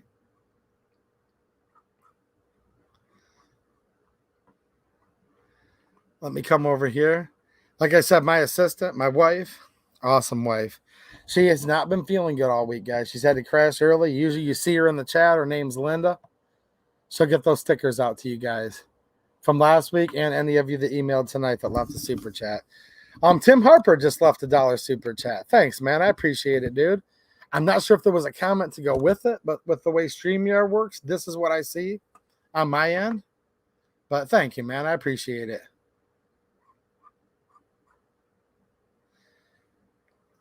So the whole shortage thing's tough. Look, we have to call it something. We're reporting on this stuff. We're talking about it. We're rationalizing it. I'm trying to give you guys a little bit of advice if you want it. I'm not going to tell you what to do, though. I'm not going to say every man, if you're a red-blooded American, needs to go buy 5,000 rounds right now. You will see some people say that. I'm not going to say they're wrong. That just ain't my thing, okay? I'm not going to, condemn other people necessarily, but it's a case-by-case situation. And here's one more thing that I wanted to talk about, too. And it doesn't really get on my nerves, but it can. It just depends how I look at it. I try to look at it like, well, maybe people aren't thinking of everything. So there's people, what stickers this time? I just held them up a few minutes ago. I might have some other ones as well, but yeah, a bunch of these from PSA, AAC, DPMS, GOA, from my recent trip down south, thinking of all you guys. Now, look, there is this thing, and you guys can do it if you want. Like, I get it. Some people are just ribbing each other, but some people kind of really come down hard on some people in the old comment sections, and they say, if you didn't already have all the ammo you're ever going to need the rest of your life by now, then you're just fill in the blank. You're dumb, you're incompetent, you're the pores, you're the whatever. Look, there are some people out there that, yes, that does apply to. You know the old saying, you can lead a horse to water, but you can't make it drink, okay? You can't make it drink. And there are people like that. And I'll give you an example. And that's why I want to broach this topic, because there are two sides to it. Dude, I know some people in real life. I know how much they make. I know they got a little coin, you know what I mean? Probably more than me, but I don't know everything about their life. They might. And I've been telling them off and on for years. I'm like, dude, right now ammo's good. This is good. We probably won't see it much cheaper. Instead of complaining that you're down to your last box, why don't you go buy 1,000 or 2,000 rounds? Yeah, whatever. Maybe later. I'll do it when I can. So, yeah, some people are getting burned right now because they procrastinated and they didn't make good decisions. That's true. But not always. Not always. So, for example, if you didn't already have all the ammo you'll need the rest of your life, whatever that is, some would say it's 1,000 rounds. Some would say it's 5,000 rounds. Some would say 10,000. Somebody out there is going to say it's 1,000,000 rounds. And you know what the correct amount is? Yes. For you, and you. For you, it's 20 rounds. For you, it's 100. For you, it's 1,000. For somebody out there, apparently that guy that owns the Czechoslovak group, it's millions of rounds. I mean, he just pulled out a cool 1.9 billion cash and bought 70% of the U.S. ammo supply. So he probably has a different amount of ammo that he wants than you do, for example. By the way, I have no idea if that guy's a nice guy or not. That doesn't really matter. I'm still concerned, but whatever. What if somebody just turned 18 last week? They just went out to buy their first rifle. Their first rifle they bought's an AR-15. Excellent choice. Sounds like a really nice young man or lady. Someone I'd be proud of if they were my kid. Well, okay, so we're going to blame the 18-year-old. They just turned 18 last Wednesday. The ammo shortage started Tuesday. Are we going to blame that guy and say that person's a complete idiot because they didn't buy 20,000 rounds, when they were 7 or 8? Or when they were 16? I mean, we have to think about that just a little bit because I've seen some badgering in the comment section, and I get it. A lot of it's just boys will be boys kind of stuff, and I totally get that. Look, it doesn't hurt my feelings. But there still sometimes can be kind of this curmudgeon thing in the gun community. I'm a curmudgeon, guys. Like, look, I like my AK like completely with the correct furniture from country of origin, light laser, handguards, Nyat rifles, fine. Like, I am kind of becoming a crotchety old man. I completely admit to that. And there's kind of nothing wrong with being a crotchety old man. I mean, look at Clover Tech's been hanging out tonight, and he's my friend, and I really like him. Hopefully Clover's still here right now so he can give me a jab back. But anyways, look, I get it. So that's what some of this stuff is bantering back and forth. But at the same time, come on now, guys. Should we really be like saying every last person that's buying ammo right now is a fool? They're part of the problem? No. I gave that analogy earlier where there's a guy that might just have a training class that he already paid for. Look, 2A EDU, me, I'm scrambling for some ammo right now. Why? Because I want to shoot 1,000 rounds with my friends, and we announced we were going to do this way before this event happened. And I don't make a lot of money, so I can't just grab it and buy it by the thousands any minute I want. Sometimes I do need to cobble it together here and there, you know? I don't know. What if somebody was a leftist liberal that hated the Second Amendment, hated guns their whole life, and now they're finally, something happened and they woke up and they're like, whoa, I was lied to for a long time. And within the past year, now they're just as pro-Second Amendment as you are. I know that's very rare, but it happens. Okay, and shout out to anyone that's watching right now that did happen to. Sometimes people just wake up and they change their mind on stuff. Well, that person might still be buying ammo right now if they just finally made the decision to become a gun owner. They just made the decision that, whoa, I do need to be pro-2A. Because just being a gun owner in and of itself doesn't necessarily protect the Second Amendment. Gun owners and Second Amendment supporters can overlap, but they are not always the same thing. Keep in mind, the biggest gun grabbers there are always still protected by people with guns. They still own guns themselves. So I'm not conflating here, but maybe somebody has just now recently become a true Second Amendment supporter and a gun owner. Well, if they just bought their first gun for whatever reason recently, then they probably need to buy ammo right now. So no, everybody buying ammo right now is not part of a problem. Some people buying it right now might be part of a problem. So I'm not going to tell you guys that. Here's what I'm going to tell you. Here's what I'm not going to tell you. I am not going to condemn you if you're out buying 5,000 rounds of 5.56 tonight. I'm not, because you have reasons. And you do you. And if I tried to stop you, I'd just be as authoritarian as anybody from the government that would try to stop you to do it. So, dude, awesome. You're going to go buy 5,000 rounds tonight? Sweet. I don't even care why, actually. Doesn't matter why. If you're telling me you're not going to buy any ammo because the prices are too much right now, I'm not going to condemn you and tell you you're irresponsible for not buying it. Look, you'll know if you're irresponsible. When seconds matter, police are only minutes away. And you know that you're your own first responder. That's why so many of you carry a gun. If you go click and there's not one in the chamber, and then you rack it and there's still not one in the chamber, because either you own a Kimber, shout out to all the Kimber fans, or because there's no ammo in your mag, well, then you're going to realize that. You're going to realize you should have bought ammo because you literally had none. And contrary to the movies, just waving the gun at the person wasn't enough. And I don't know, I guess something will happen to you. So there you go. If someone needs more ammo than they have now and they didn't buy it, hey, you reap what you sow. If somebody needs to buy ammo right now, they might need to buy it. Who do I know who they are? Do you guys agree? So that's where it gets kind of complicated. Pistol ammo still looks pretty good right now. Here's just some suggestions, not telling anybody what they need to do. Just some suggestions. If 5.56 is too much right now, 7.62 by 39 is too much right now. Maybe even 308 is. Maybe shoot some 9mm or something like that. That might be pretty cool. I can't touch it here, but just last night on Locals, I was showing a real cool 9mm 8K that actually happens to be on clearance right now. Go over to my Locals. It's like the top post. The stream from last night. You'll see exactly what I'm talking about.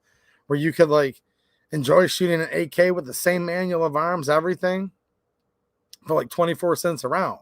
That's pretty cool. So there's some stuff like that you can do. 22 hasn't hit. Here's where I'm having a hard time, because people ask me this question, and I don't know, man. Some people are saying, like, dude, how long is this going to last? Some people think it's going to be worse than the Flugaloo shortage, worse than Sandy Hook. Some people are like, dude, this is a flash in the pan. Everything's going to be normal in a week. If I had to guess, and this is just a guess, no and no. I don't think it's going to get as bad as Sandy Hook or as bad as the Flugaloo 2020, 2021 right now. I say right now, asterisk, there could be something happening in the world I'm not even aware of yet. Dude, people are so on edge. Everything's so volatile right now. It won't take much for stuff to even get cranked up to the other notch. So with that said, as of what I know right now, no, I don't foresee, unless something else happens, it getting worse than those two dates. Is it going to be better tomorrow? No. As a good sign, I saw the 5.56 that was in stock. A lot of it's gone out of stock even from yesterday to today. So don't mistake what I'm saying here. This is all in my Locals community if you guys want to see this. There's still some stuff available on there I posted. It didn't go up from yesterday to today. That's a good sign. Because if you scroll through my feed there, you'll see my deals I posted. It had gone up every day consecutively for about a darn week straight. Right?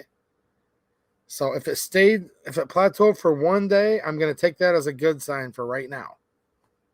Sound good? I mean, some people have the policy. It ain't what I want, but I'll take what I can get. So I ain't going to sit here and tell you guys the world's perfect all of a sudden, right? I'm not going to say that at all. Let me see if I have any more questions here. I've been on for about an hour and 40 minutes. Wow. I don't write a script, and I made a couple notes. I think I covered about everything. In Michigan, keep your eyes open, guys. Keep your eyes open because there's a domestic violence bill that I talked about, so-called domestic violence, which can include entering somebody else's ice fishing shanty without their permission and keying someone's car and unsolicited phone calls after 9 p.m. and hurting someone's feelings on social media. Yeah. Something's not even violent at all. It could fall under domestic violence under this new statute that has passed the Michigan Senate. It's in the House right now up for consideration. All right. 8 years, you'd be a prohibited person in Michigan. I'm still finding out more insider info, and it ain't good. That the Republicans aren't going to necessarily vote on that one, but there's a domestic violence bill light. Now, the Democrats call it the domestic violence bill because who wouldn't support stopping domestic violence on its face? You think of domestic violence, the first thing you think of is he got mad, came home, and beat his wife. That's what they want people to think. That might not be what you think, because you might be smart enough to know that half the domestic violence charges in this country didn't even involve violence. I'm just telling you guys, that's what the typical normie, NPC, just everyday American thinks, all right? I'm really lucky because I get to hang out with some of the most top tier people in this whole country. And I know it by how smart you guys are in the comments. So I get it. But a lot of people are just going to think they got convicted of domestic violence. They came home. They beat the little lady. She didn't do anything wrong. That's just how it is. Although that does happen, and that's reprehensible. You should get in trouble for that. But that ain't always the way it happens. Now they're adding this whole other plethora of things that don't involve anything to do with it and make you a prohibited person under domestic violence. Now, with that said, there's going to be a domestic violence light bill. Oh, geez, oh, Pete. This is what happens, man. This is going to get you guys mad. And I have a question for you. Even if you don't live in Michigan, answer this question. By the way, all the gun control bills going through Michigan are the ones that on the national level they're trying to push through every state. So listen to me right now because it could be your state next week or next year. I wish I was kidding. I'm not. It's all part of the national agenda. This is Soros. This is Bloomberg. This is Moms Demand Action. This is all of this stuff. It's everywhere. You can't escape it. Now, the Republicans are going to get on board with. Not all Republicans. Not my favorite state representative, Jamie Thompson. Not people like Angela Regas, I would assume, and others like that. There's going to be some good ones that fight against this. But there's quite a few Republicans that are willing to accept we'll just get rid of a couple of the most extreme things, but we still need to vote for a bill that says domestic violence on it. And it's going to hem up a lot of people in the state of Michigan. And I'm not going to want to have to do it, but I do want to do it at the same time. It's one of those things. I don't want to do it, but I do want to do it. I'll report on every single Republican that votes for it. But in the meantime, if you have a Republican rep in Michigan especially, make sure you call them every day right now. Tell them the Second Amendment is important. Here's my question for you. And I'm going to take chats on screenshots of this chat or show it to them in real life to some reps I know in this state. So help me out here, guys. If you have a Republican candidate, they were an incumbent. So they were a sitting U.S. representative, state senator. You guys know what I mean by that. Let's go on the state level right now, but it could just be for any elected. It's both. But I'm particularly looking at state. Where are you guys at? If you have a Republican that votes for gun control with the Democrats, will you still vote for the Republican no matter what? Or will you vote like third party as an FU, or will you not vote? So really, just to make this easy to answer, will you vote again for a Republican in the next election if they vote for gun control? That's really what I want to know. So if you guys could help me out, we've got 396 people in here. Just let me know. I'll share this with reps in your states because there's some reps in the state of Michigan that seem to think that just because they have the R behind their name, that they can vote for gun control and they're going to get a pass. So yes or no? Yes, you will still vote for them because they have the letter R behind their name, but they voted for the same gun control the Dems did. Or no, you're not going to vote for them if they vote for gun control. I seriously want to know this because okay, guys, I'm looking at this and I'm not joking with you. Like, I don't like this. This is not a cool thing to do. I don't like going to the Capitol. I've gone to the Capitol many, many times. I have more state reps and senators' numbers in this phone than I would ever care to have. I like hanging out with people like you. I don't like politicians. There's a few of them that I really, really like that are good people, but for the most part, no. Everyone always says 2A EDU. Run for office, my man, and I appreciate it, guys. I know you mean that in the best way. I ain't running for office because I don't want to hate myself. I do not like politicians, guys. I'm telling you the truth. There's a few I like here and there, and I bring them on here.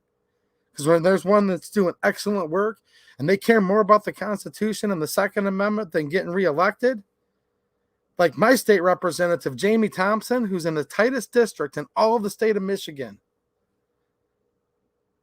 She is not going to vote for this gun control bill no matter what, although she's being told by the other party and her own dang party. They're going to make sure she doesn't get reelected if she votes against this. Well, guess what? You need to have their back if they're good, and there's very few really, really good ones out there.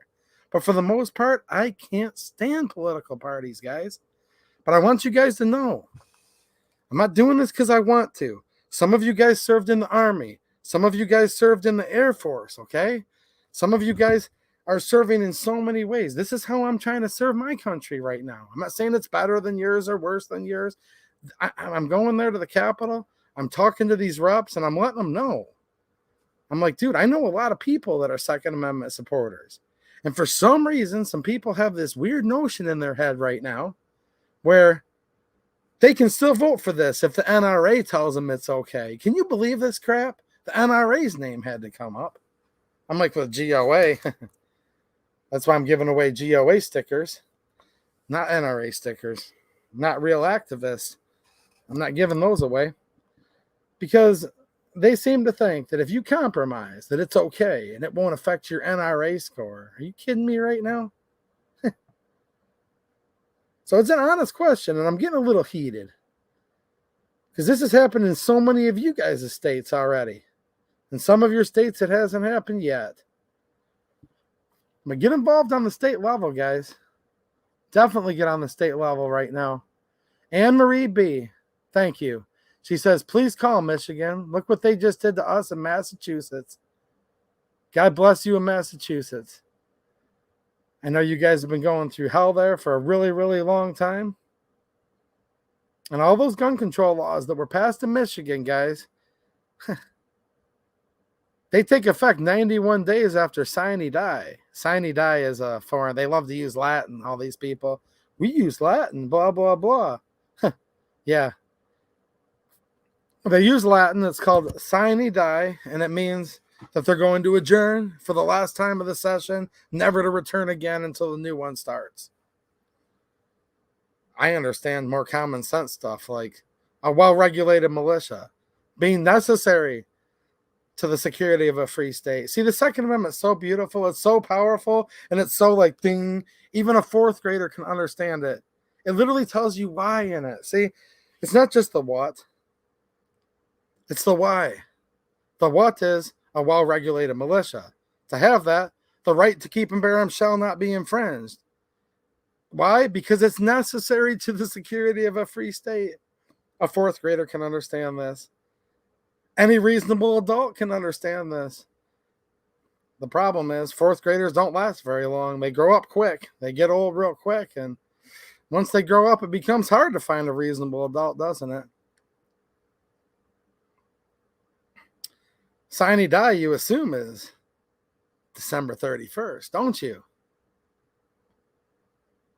Unless or until they end session early, then all of the red flag laws, so-called safe storage laws, so-called universal background checks, licensing, registration, which always leads to confiscation. Registration always has, always will. It's just a matter of when. Tick-tock, tick-tock. When's it going to be? It's 91 days after. Just wait and see. Wait and see. Nope. All of the establishment politicians that are watching, I ain't going to say who told me. I'll never say who told me. And I know so many reps and senators, you'll never figure out who it is. But I happen to know a few things. Let's just put it this way. There's going to be a November surprise. I can guarantee you. There's going to be a November surprise in Michigan where all of that gun control, it's going to take effect so much sooner than you could have thought. It's not even going to be funny. Now I hear they're making deals with the devil and with the NRA. Can you believe that? What's going on in all of your state capitals?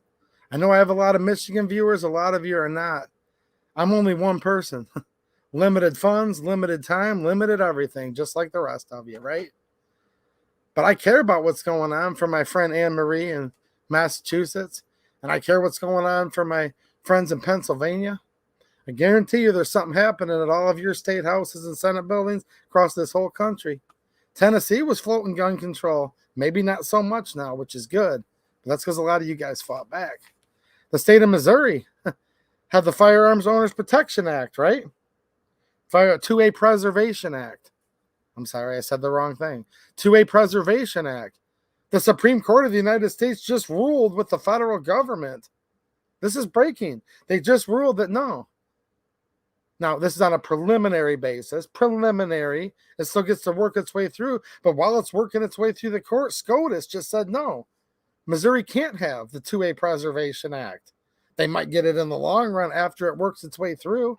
SCOTUS just got done saying the other day that the frames and receivers rule is back in full force and effect, unless or until they can defeat it, running it all the way through. Look, so many times people say, well, hold on. The Republican-controlled House in my state or in the country will save us. Yeah, right.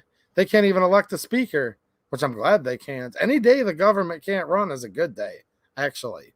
That's my opinion.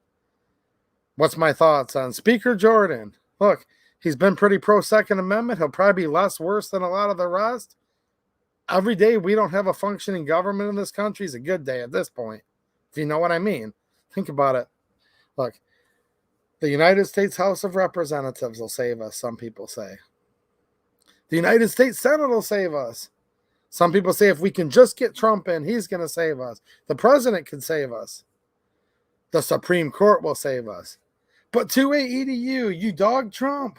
That's what they'll say, and you guys can say it. It's totally fine. We can still be really good friends. We can be better friends after this is done. If you guys disagree with me on this, but I'm going to say it.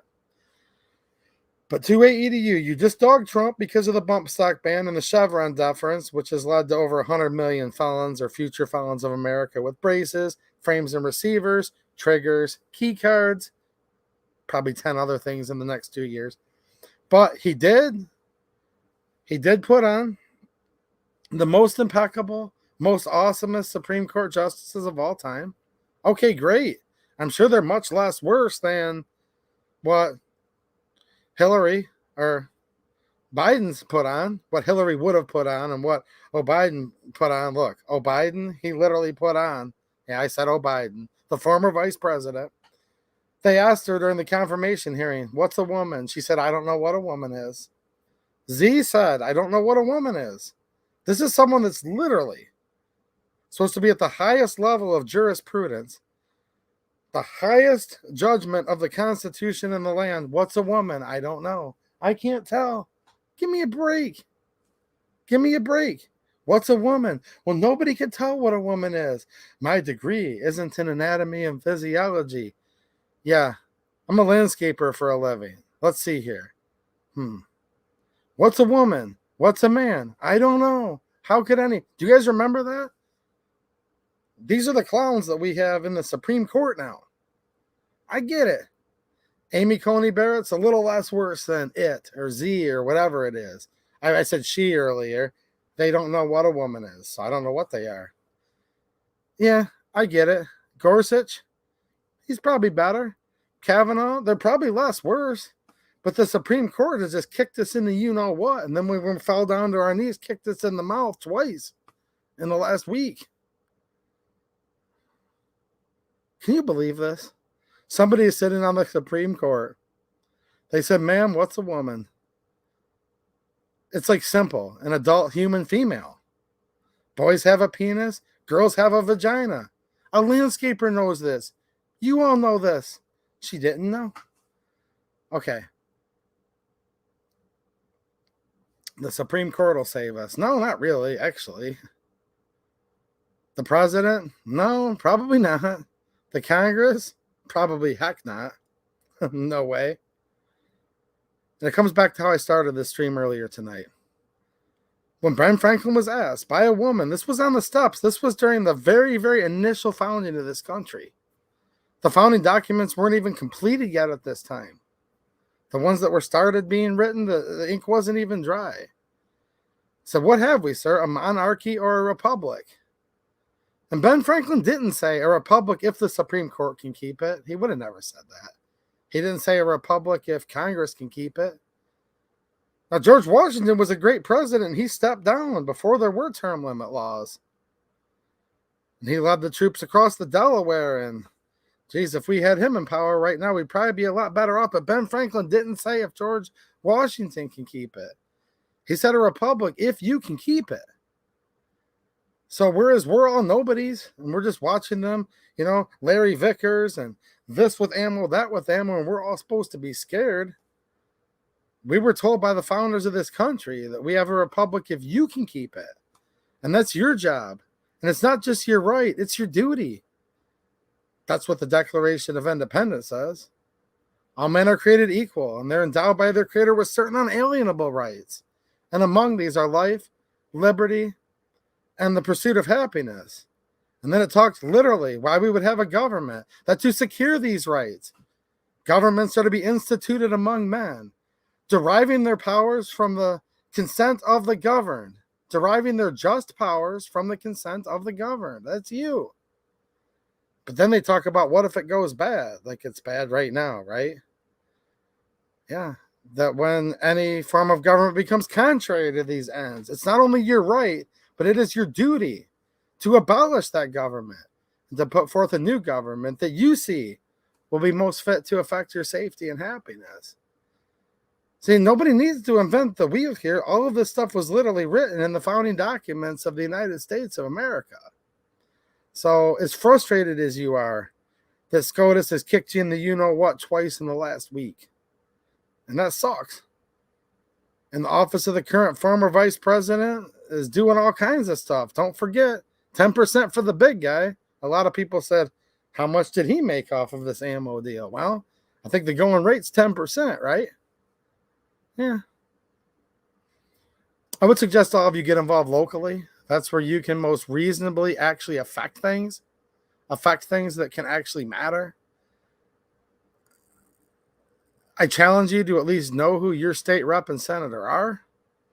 Decide for yourself. I'm not going to decide this for you, but if you are a Second Amendment single issue voter, okay, then I would get a hold of anybody that you're going to be voting for or potentially not voting for coming up in the next election and say, single issue voter, you vote for one gun control law, no matter what it is. I don't care if it's gun control light. I don't care if the NRA approves of it. I don't care if some kind of FUD rhino establishment approves of it. Make sure you tell them that. Do not take it for granted. Because a lot of people just kind of keep their mouth shut a little bit too much, and then they come back and they're like, well, I haven't had any constituents call me and tell me not to do this or whatever. Please do not take it for granted. I'm going to take one last look here. I did see I got some more super chats in here, which I definitely want to read, and thank you guys for your generosity. Incognito with a super chat. Thank you. I appreciate it. Says, thanks for what you do, and you're welcome. And I'm going to type real quick here with his email one more time. Anyone who left a super chat tonight, I'm going to do this until I run out because I went and got a bunch of cool, it's actually kind of rare swag to give you guys. Because I do want to give it all away. I'm not going to hoard it for myself. No swag hoarding going on here. Swag shortage. It's all 2A EDU's fault. No, it's not. I'm not hoarding swag. But if you left me a super chat tonight, email 2aeduperks@gmail. I just put it down there. Include your YouTube username, the address you need it mailed to. And I held up a bunch of different stickers earlier. So let me know if you had a suggestion. We'll try to send you one or two or whatever we can do. Depends how many people want them, right? Colin L., thank you for the super chat. I appreciate it. He says, too many rhinos and anti-Americans in Congress. I'm going independent this year. Tell your Republican that if that's the case. Look, guys, I know a lot of you guys are like, I'm not going to vote. Listen to me one more time. Call your Republican Michigan rep or wherever you're at and say, hey, you vote for gun control? I just won't vote at all. No, literally tell them that. I know people think like, oh, well, not voting, not voting is actually an act as well. Tell them that. Say, I am not going to vote at all. If that's the truth, tell them the truth. If the truth is, hey, I'm into that blue versus red gang warfare so much, and I'm into the R versus the D so much, and some of you might be. If that's the case, you be you. But if the case is, hey, you can vote for 10 gun control laws as long as you have the letter R, I'll vote for you. I guess call them and tell them that. I doubt any of my viewers are that way, but if it is, go ahead. But no, dude, tell them. Say, you vote for one gun control law, I'm going to vote no, if that's the truth. If the truth is you're just going to stay home because you can't see a difference between the two parties or not, tell them that. I'm being dead serious. Tell them that. Because so many of them have gotten cocky over the years. And a lot of them are cocky right now in all 50 states. Trust me on this. And especially in Michigan. And they think to themselves, I've got the R behind my name. They'll vote for me no matter what. What else are they going to do? Well, you'd be surprised. I've told some of them. I said, you'll be surprised. A lot of people are just going to stay home. And I'm like, they're like, well, no one's called me and said that. I'm like, well, that's a problem then with the people. That's why I'm kind of ribbing all you guys right now. It's your problem if you don't even tell them. You at least got to do that and then do what you're going to do. But you can't just keep it to yourself. Not now. There's too much negotiations going on behind the scenes to be too quiet. QD just coming in, gifting 22 Edu memberships. Thanks so much, man, for being so generous. And now 20 more of you have access to bonus content. If you go over to the member section now, you'll see I have some coupon codes where members save a little more money on different things that we can actually talk about on YouTube. If you guys want to save the most money on stuff, like you have to go over to Locals. That's the Cool Kids Club where we don't have to be under the rules and terms here. But I do have some extra videos. You guys can see my pet snail. No, I'm being dead serious. Like, I don't just sit here and try to motivate people about the Constitution and the Second Amendment. I also have a pet snail, and actually now 2 pet snails. You can see that video. You can see behind the scenes of like where I cut grass and where I usually shoot my videos. You can see me working on the truck and trailer. There's a bunch of extra bonus behind the scenes stuff that's accessible to the members. So go enjoy it and leave me comments over there for all the new channel members that have either paid out of your own pocket. And I really appreciate you guys that have done that. And 20 more of you that QD just hooked up. Wow, dude. QD coming in big time. Thanks so much, man, for being so generous. $100 super chat. Awesome, man. That just means more money for Linda for the hangout, guys. We put all the money back into the channel. So thank you, man. I really appreciate it. He says, you rock. Keep it up. Single issue. That's me. That's me, man. I think that's QD as well, obviously. But if you guys are, you have to make your voices heard. Literally, you can call up your state rep and state senator, and you need to do that and say, if it's true, I'm not putting words in your mouth. Don't lie. You do you. But if that's the case, say, I am a single issue voter. If you vote for any gun control laws, I don't care how minor it is, whatever, I will not vote for you. And you can add an extra sentence if you want and say, and no, I won't vote for the Democrat either. I'll vote third party if that's the case. Or if the case is, or you'll stay home, tell them that. Say, if you vote for gun control, I will stay home, if it's the truth. But you need to tell them that. Because somebody got kind of sarcastic the other day in Lansing, okay? And they said, yeah, like 5 people. And I'm like, oh, man. Come on, guys. We need to do better than that. If there was only 5 people out of this whole district in Michigan, if only 5 people called this person, we'll just say, I'm not going to say whether it was a guy or a girl, but only 5 people had called this rep's office and said, if you vote for gun control, I'm out. I'm like, all right, guys, now it's our problem. 5, we got to do better than that. And that counts for any of you guys, wherever you're at. They said they had 5 people call. I'm like, oh, man. I'm not doing a good enough job at rallying the troops. I got to step it up. Thanks, QD. Tim Harper coming in there with another super chat. Thanks, Tim. I appreciate it, man. Tim says, red flag laws are illegal in Oklahoma. Well, that's awesome, man. That's totally awesome. Keep the lookout, though. You know what I mean? They're probably trying to, trust me, George Soros is trying to dump money and on all you good Okies out there, right? Man, that's awesome, dude. Getting kind of jealous right now, but I'm here in Michigan still fighting. But still keep track. Don't go to sleep at the wheel. You know what I'm saying, Tim? But that is awesome living in a state like that that's so pro Second Amendment for sure.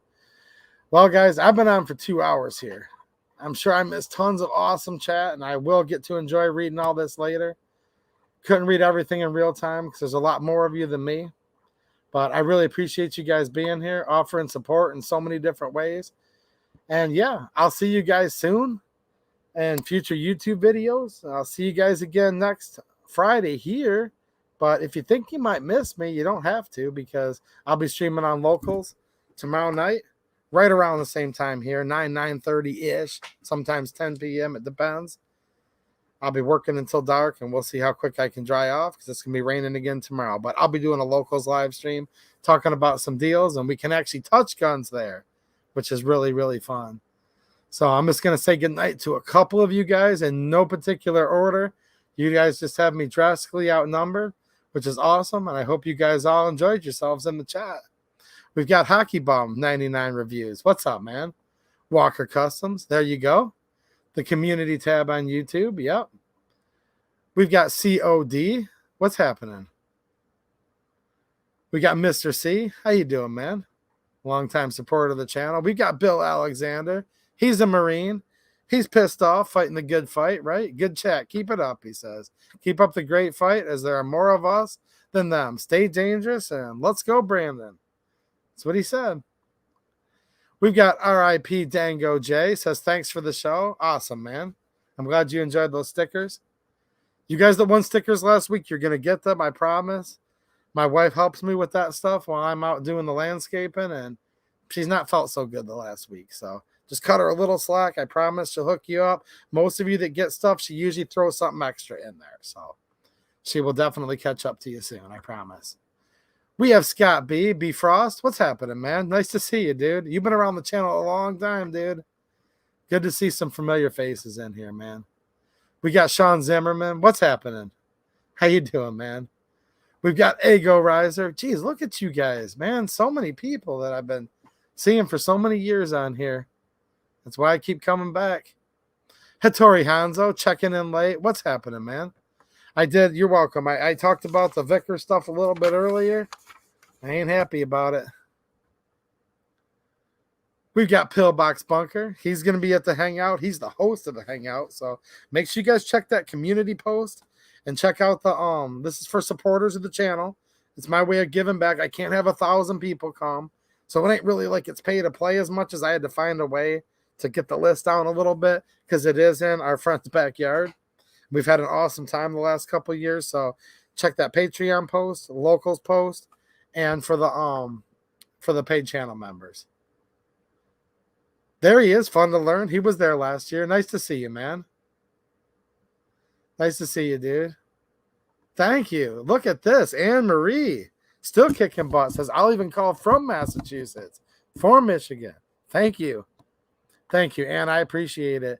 And, you know, he has moved, but my friend Jared from Guns and Gadgets, when he's put out all those videos about what was going on from Massachusetts, I was calling for you guys too. You know what I mean? So, yeah. Speaking of Guns and Gadgets, he's one of the owners of Blackout Coffee. Don't tell him this, but my coupon code is actually better than his. So if you guys want to save 20% for Blackout Coffee, check out that link down there in the description.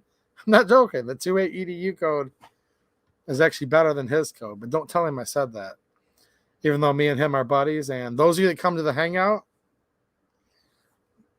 Guns and Gadgets might have shot that AK that we're all going to shoot too. All right. You hang up. No, you hang up. Hold on. I'm going to say bye to you guys just for one more minute here. What's up, Vince? How you doing? No, you say bye. No, you say bye. DB Douglas. What's happening? Never vote Dem. I agree. Maverick Man. What's happening, Maverick Man? Barney Brady. Good night. Thanks, man. I appreciate it, dude. Kurt 24. Are we going to stick Kurt with loading all the ammo, or is somebody going to help him? Dude, Kurt 24 was loading ammo like a beast. 1,000 rounds in an hour last year. What's up, Mike McClune? Nice to see you, man. What's up, Gort? I'll see you on Locals tomorrow. I did see a last-minute super chat came in from my friend DLD After Dark. How you doing, man? Thank you. He says, how can I help or contribute to the 2A EDU meetup? Well, you just help contribute a little bit right there. I don't know. I don't know. I have a hard time asking for help for anything, so just email me if you want, man. But all of you guys can help keep the channel going in so many ways, especially over on my Locals, so I really appreciate it. So, yeah, I don't like saying no, but I don't like saying yes when it comes to somebody offering to help with something. It's just the way I am. All right, we have Nutty 357. What's up, Nutty? Good night, Scott B. We have Sin City Detecting, free CRS. God bless. God bless all of you. And yes, what a travesty. What a travesty. Man. Gray Man, what's happening, dude? Nice to see you. Keep preaching, brother. Well, you keep fighting the good fight, dude. For real. Jimmy Falcone, Semper Fi. What's happening, Jim? We got Rick W. Good night. Keep up the good fight. Yes, sir. We have Frankfurter. What's happening? Frankfurter. Jeez, oh, Pete. Look at that avatar. Some of you guys are funny. Ooh. Anne Marie says, my lips are sealed. LOL. No, I'm not joking, guys. I'm serious. No, it was cool, man.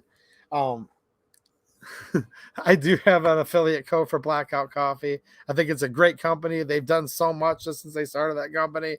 Jared from Guns and Gadgets is one of the co-owners, okay? That's why I wanted to help promote it. It also tastes really good, and hot chocolate and tea and all that.